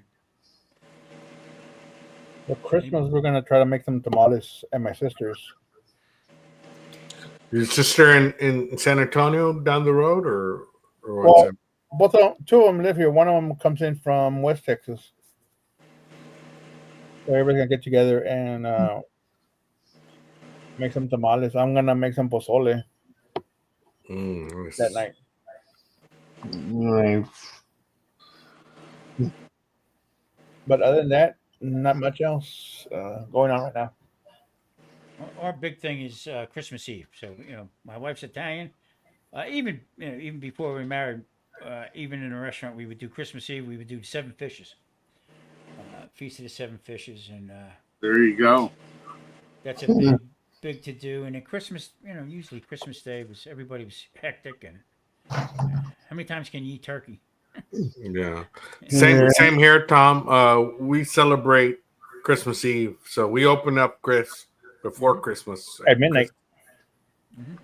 And so Christmas Day, everybody wakes up and we continue to have our food or whatnot, but everybody's pretty much recovering from Christmas Eve and just enjoying their gifts. You know what I mean? Yeah, we do the same. And we are the opposite. We don't have much going on. In fact, I'll be cooking prime rib Christmas Eve. I'm cooking for customers because I'll get off work about 1-2 o'clock on the 24th. I got 2-3 prime rib orders, and then I got one guy who wants 8 racks of ribs. Wow. And, yeah, I'll knock them out. That's not a big deal. I'll fire up the drums, have the ribs done in less than 3 hours. Mm-hmm. I'm still fired up from the night before, so. Yeah. We'll have our immediate, me and the wife and the kids that are still in the house. We'll do that Christmas morning, and then about noon, the older kids and grandkids come over. We'll do that, and then in the afternoon, we head over to my in-laws, and which is just a big smorgasbord, and you throw a box at somebody else and say, "Open it." We'll be back home by 9:30. Yeah. Yeah. Being in transportation right now, I got to work the next damn day.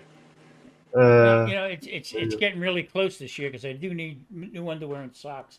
So. Yeah. Good boy. It really depends on the year for us, depending on who has my niece Christmas Eve or Christmas Day. So, yeah, I think this year we have whole Christmas Eve. So we're gonna do gift Christmas Eve this year, I believe. And in the more immediate future, this coming Saturday, we're doing what we call a Italian feast.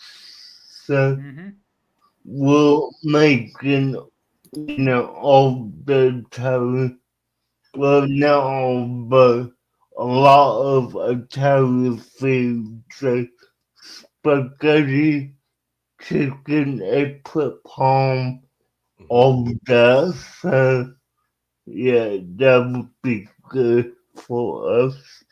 That's good to hear because you know what, right now you go over some Christmas. I mean, with the grandkids and everything like that, they're all like this, with their phone. So it's nice to hear that you still have a little bit of traditions that are going on, with things. So yeah, I mean, from when I was a kid, Christmas Eve, everybody went to midnight mass. So after they got done with midnight mass, we'd come back to my mom's house, to our house, and she would have the food laid out. So that would go till 2 or 3 o'clock in the morning and exchange gifts that way. So that was technically Christmas Day, but it was still, Right. As far as we were concerned, Yeah. That's why we opened the gifts at midnight because it's Christmas Day at midnight. Yeah. Yeah. So, Yeah.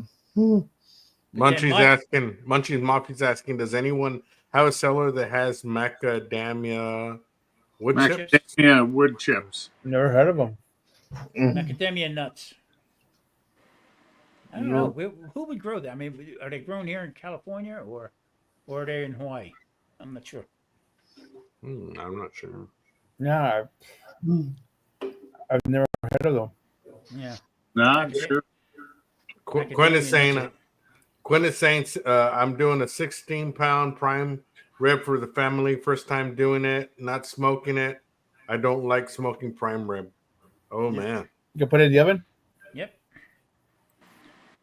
What is it? 500 degrees, 5 minutes a pound. Then you shut it off, and you don't open the oven door for like 4 hours, something like that. Yeah. You let it calm down. I It tried that a comes couple out. times. It comes out a perfect pink in the middle. Oh Yep. my god! Yeah, Hawaii Wow. mainly. He said. I'm sick of looking at prime rib. That's all I did all my life, cooking prime ribs. Well, starting last week Go for a until can of Spam. Christmas, all you're gonna see is prime rib videos. Yeah, that's what I mean. I The week, watched. before, the week before that was all turkey stuff. Oh There yeah. was a video that this guy came in. He was playing with his kid, and he put the prime rib, and he worked all over this prime rib, did the whole thing, put it in the oven. He was so proud of it. And in the corner, he's talking on his phone, and in the background, you can see the little boy go over and crank the oven up. Oh, He didn't pay attention to it. I remember I met my uncle in Vegas a couple of years back. Well, maybe about 3 or 4 years ago, and he says, "Man, I'm gonna invite you to the best steak dinner you've ever had." And I'm like, "Okay." We went to Chris. It wasn't Caesar Palace, I think. Is it Ruth Chris? Yeah, Ruth Chris. Yep. Yeah. And he says, "Get whatever you want, man." The guy's loaded. My uncle's loaded, and I like, all right. Well, he says, get a prime rib if you want. I'm like, I don't want fucking prime rib, man. I want a fucking ribeye, man. I'm from Texas, man. They both ordered prime rib, and I ordered ribeye. The bone-in ribeye, man. The biggest one they fucking had. And it was expensive. Oh, tomahawk.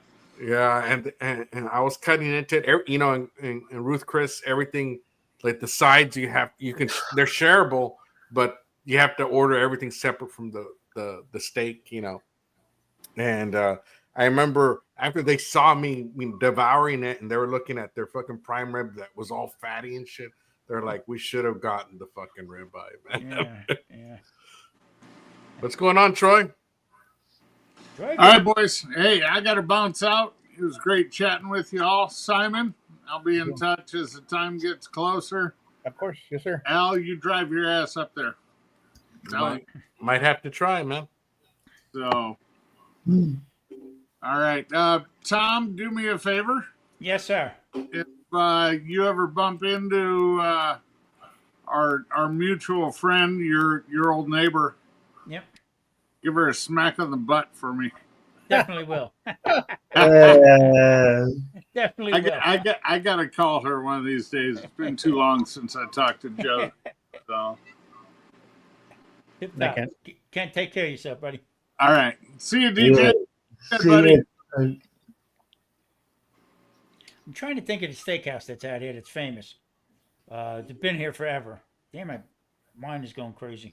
There was people that were saying. It wasn't that one that Russ got sent some of those steaks. Yes, that place.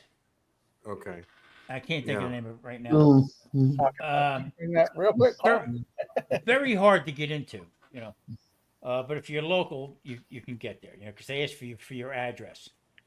So I was never there. I never was there, but I know people who frequently would go to the place, and a lot of money. It's a lot of money for a piece of meat. You know, I'd rather find a nice cut, cook it myself. You know, definitely, but I mean, there's people that have money to throw, man, and that's what they're gonna do. You know, there's a place here in Green Valley Ranch called Hank's Steakhouse. Okay, they got a steak there that goes. I think they said it was $280 for a steak. Really? Mm. You know what I'm saying? That should walk from the kitchen, and as it's walking to my plate, it should start slicing itself. Yes, jack you off and Yeah. then go inside your mouth by itself. You tell me, is it the golden steer? Golden Steer. That's the place. The Golden Steer. Been around forever. Brent says, I was there, the mafia joint in Vegas. Yeah. They got some good places. Yeah, there's a place right up the street from me called the Tuscan Grill. It's an Italian Tuscan Grill. They Great send steak. us a bunch of steaks, some butter that was like what's it called? The butter with herbs and spices in it. A compound butter. Right, and some sauces and some rubs from that place. Yeah. I mean, it's got a good reputation. It really does. I mean, the steaks are really good, but there again, $60, $70, $80 for a steak. Yeah. You know, I'd rather go to you know, get a nice cut of meat myself and do it that way. Oh yeah. You know, I guess many years. Well, I wouldn't say many years back. I would say I say just as little as 3 or 4 years back. I would pretty much buy what I was going to cook that day, and that's it. And I wouldn't stock my freezer or whatnot. But now having the channel and doing things a little bit different, I'll buy a bulk piece of meat, cut it down, and cut my cuts of steak, and then have them vacuum sealed for a good amount of time. And my boy's living single now, and he comes and he thinks I don't, not that I mind, because I don't. He comes in, it's like HEB in my house. He opens the freezer and says, Dad, I'm having a barbecue with my friends. I'm like, he said, can I take these? And I'm like, damn, that's the flat iron steak. I said, go ahead. That's the ones I fucking busted my ass filleted, myself. You made a video recently on those, right? Yeah. And he took the last pack that I had of that because I had it in the freezer. He says, what do I put on these? I said, Dad, just salt and pepper because they don't need nothing else, man. They're super fucking tender. The flat iron is super fucking tender. Even if it's select, it's fucking tender, man. Should tell them $20 in the refrigerator. I buy the whole chut. I get the whole the cod. Yeah, I get the whole thing. Okay, and then I'll cut them out. Cut everything out, the whole bit. You've done that on video too, haven't you? What's that? You've done that on video too as well. Oh yeah. In fact, I got one coming up where I got I took somebody asked me, your knives are so sharp and stuff like that. So I did a video about how I sharpen my knives, what I use, and I cut up a beef shoulder, and I cut that all up.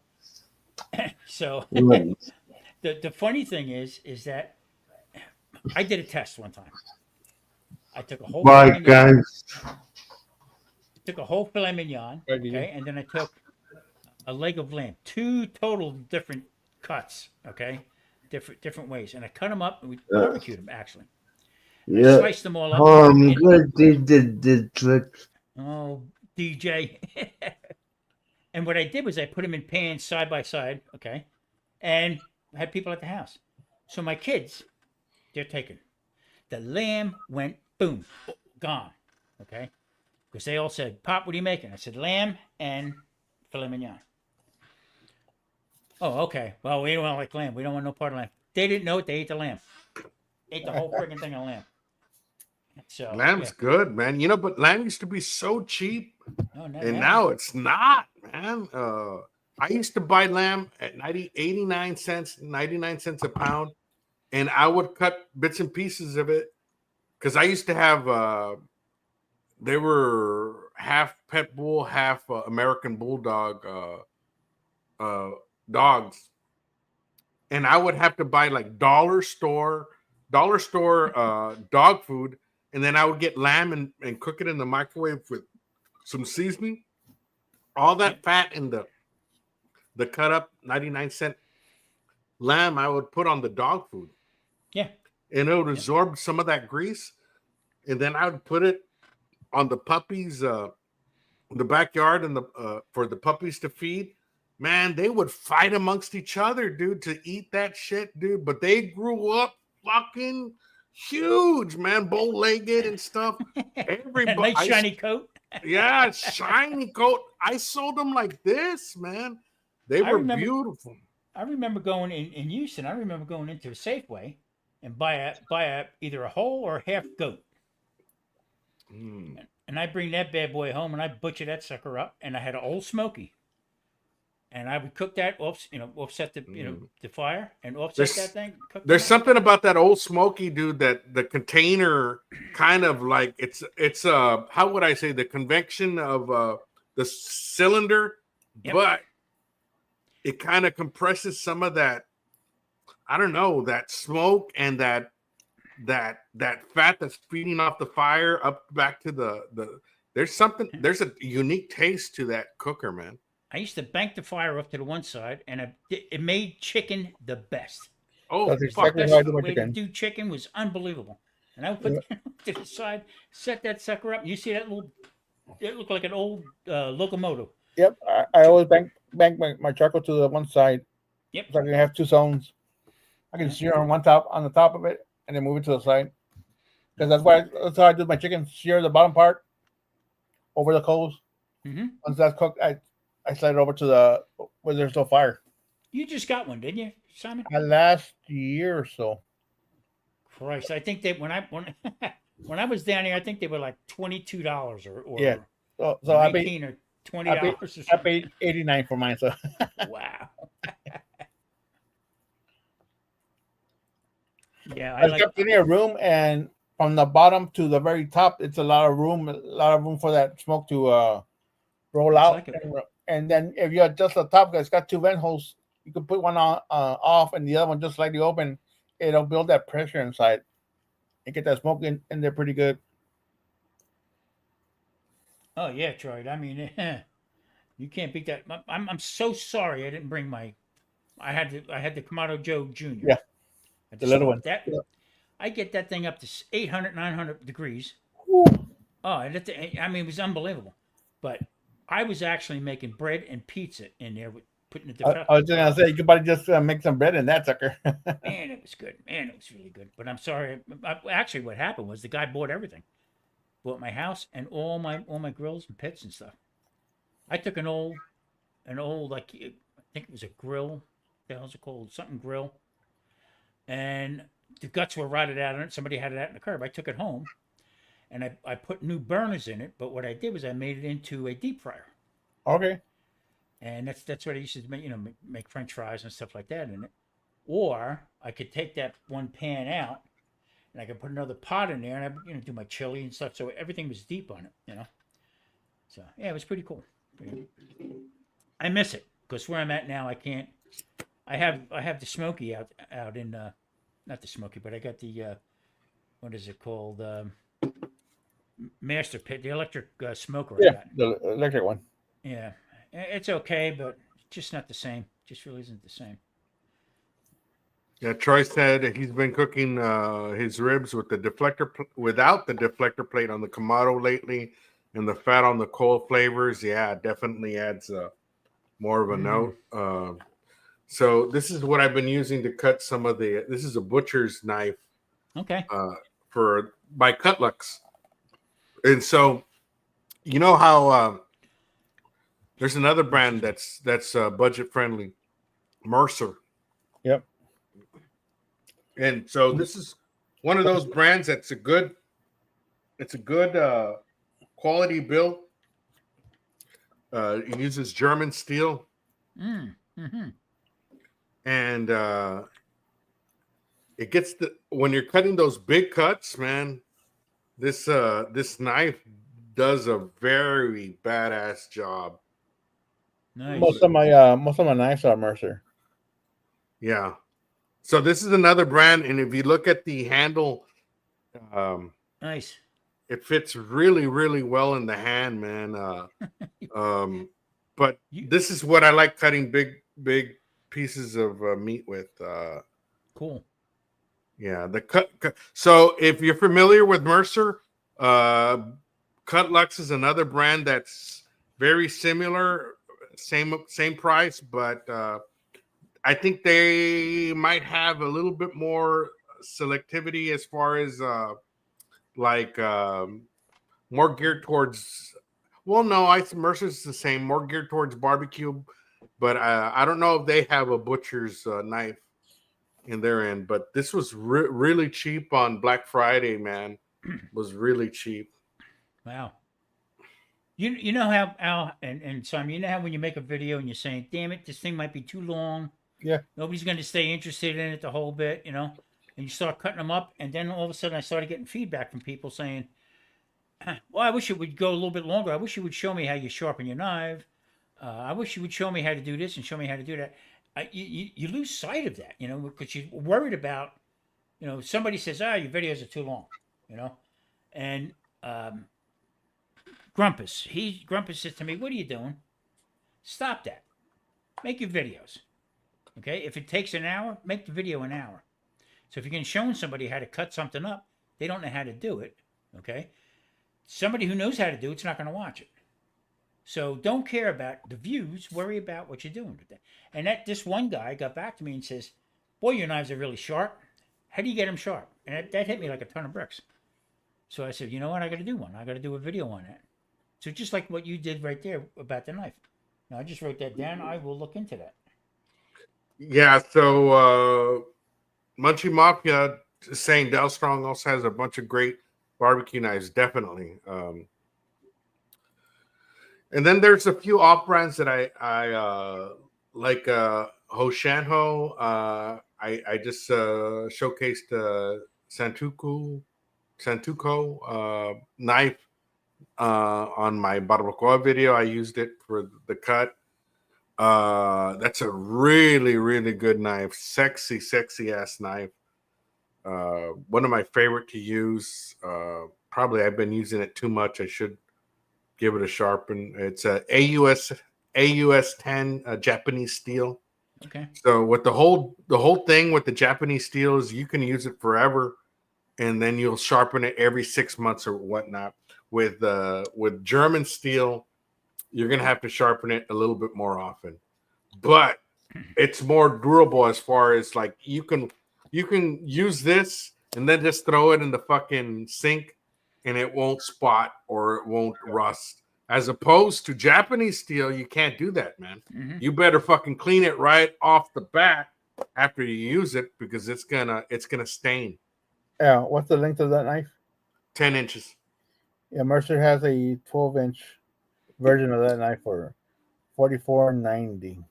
Yeah. So this knife's $34. That ain't bad. I think I bought it for like $29 the time I advertised it. It was super cheap, man. It was $29 for this 10-inch. It's a fucking beautiful knife. This is the second one I bought. I love them so much, just in case the other one gives out. I use them for like big cuts, like beef clot. It's like the primal cuts that you're gonna cut off your big cuts, and then you're gonna do something with them. Then you can switch over to like a bony knife. Yep. Yeah, or whatnot. But the primary cuts that you're gonna make, you make it with this knife. It's beautiful for that. See that knife you have, that shape of the butcher's knife. Mm-hmm. I have one that I got when I lived in North Carolina, and you never guess where I bought it at. Okay, in an old hardware store that had everything. They even had seasoning, from nuts to bolts. But this was an Old Hickory. That's the brand. It was Old Hickory. It's old steel. If you put that and wash it, okay, and don't dry it right away and oil it or whatever, it'll start rusting on you. That's how that's made. But I tell you what, holds an edge. I don't think I sharpened that since I bought it. Yeah, the knife you have there, Al, Mm-hmm. I can get it right now with an $8 discount and Mm-hmm. shipped to me for $45.45. Yeah. Yeah. So it was down to $30, dude. Yeah, good deal. Yeah. Yeah, it was a hell of a deal, dude. This knife is fucking balls out, dude. No kidding, NBL. Hide it from my boy. No, actually, it's too late for me, man. My boy sees all my knives and he says, Dad, when are you going to get me a knife set? Wait, learn how to cook. I was like, oh, and then my daughter asked me the same thing. But it's funny, man, because the way you influence them, you don't really talk to them about it. But like when I went over to my daughter to have Thanksgiving dinner, she fucking went all out, dude. She researched the turkey, the green bean casserole. She went on TikTok and got recipes for each individual item. I was impressed, dude. I was like, so I'm tasting this and this and that. Yes, Dad, how'd you know? Well, because I can taste it, The influence. Yeah, and I said, "Where'd you get the?" Oh, I went on TikTok. I got the recipes off TikTok. I was like, "Wow, you did." I've been sending my niece a bunch of recipes from TikTok. Yeah. My grandson's 22. All right, and I got him started a little bit with cooking. I don't push nobody. You got to feel it, or you got to want to do it. Yeah. Okay. So he's like in and out with it. Yeah, I just did this. I just did that. So he says to me, he sent me a text a couple of weeks ago. Hey, Pop, on a griddle, how do you do this? And can you, other than making smash burgers or cooking bacon, can you cook something else on it? I said, matter of fact, you can. Watch this video I have on YouTube. Okay. So Monument sent me out a flat top, 22-inch little griddle. That thing is phenomenal. All right. So it's been sitting here. I used it twice. It's been sitting here. So he kept he didn't know I had it. You know what I mean? But he kept sending me texts the next day. Pop, I'm going to try to do it this way. I have a small little griddle. I put on the stove and stuff like that. So I said to my wife, I said, you know what? I'm going to bring this over to him. Well, you thought I bought him $1 million. Okay? He's getting with the tank and this and that. I'm going to do this, Pop. I'm going to see. I went over a couple days after he cooked on it, and he oiled it. Well, I have to explain to him how to oil it because it looked like he changed the oil in the truck on top of it. But that's the enthusiastic, ways about how we wanted to do it and this and that. And he was like mortified that I brought him over that grill, the griddle. That's what it's all about, passing stuff on, All right, gentlemen, I'm gonna call it a night. So Yep. y'all take care. Good talking to you. Same Yeah, here. I'm going to hit the trail myself too because I've been on for a while. Yep. Al, Right. thanks for letting me up. Simon, take care of Hey. yourself. I'll be seeing you. Yes, sir. Anytime, man. Thank you guys for joining me. Okay, have a good night, guys. You too. Yeah. Yeah. Let me end it the way we started it, guys. I think this thumbnail I had was Saturday Night Freak Show, and that's the way we're going to end it. If you didn't see the beginning, we did talk about sideshows with the circus and whatnot, and how that always has. I have an admiration for some of the people that persevered despite their, despite their deficiencies in health or whatnot. But no problem there, Simon. There is some stuff that I'm coming up with and working on. I'm gonna actually be showing some of the accessories that I have on a pit that I've been working on. I'm just waiting to really receive the final piece of the pit before I showcase it. I had mentioned it before. It's the MXK, the Al Lunacy MXK, which is the Al Lunacy Mexican kettle. And it's going to do a little bit of direct grilling. It's also going to be set up for smoking meat, and it's also going to be set up for live fire. So it's a unique grill. If there's enough interest, maybe I'll start taking orders. Who knows? But I will start doing cooks, and there is some accessories that come with the grill itself that allows you to do the live fire cooks, whole chickens, or it might be a whole dino rib or whatnot. Lots of fun stuff coming soon, man. I don't know, just stuff I'm dabbling in before I call it quits at my job, and see what direction I'm going to take after retiring and whatnot. But I appreciate you all hanging out with me. This was my debut on Twitch, and anybody seen me on Twitch, hopefully you start following and whatnot. And the way I said before, we're going to end it the way we started it, with the intro is always the outro. It's the sideshow. And we'll see you Tuesday night.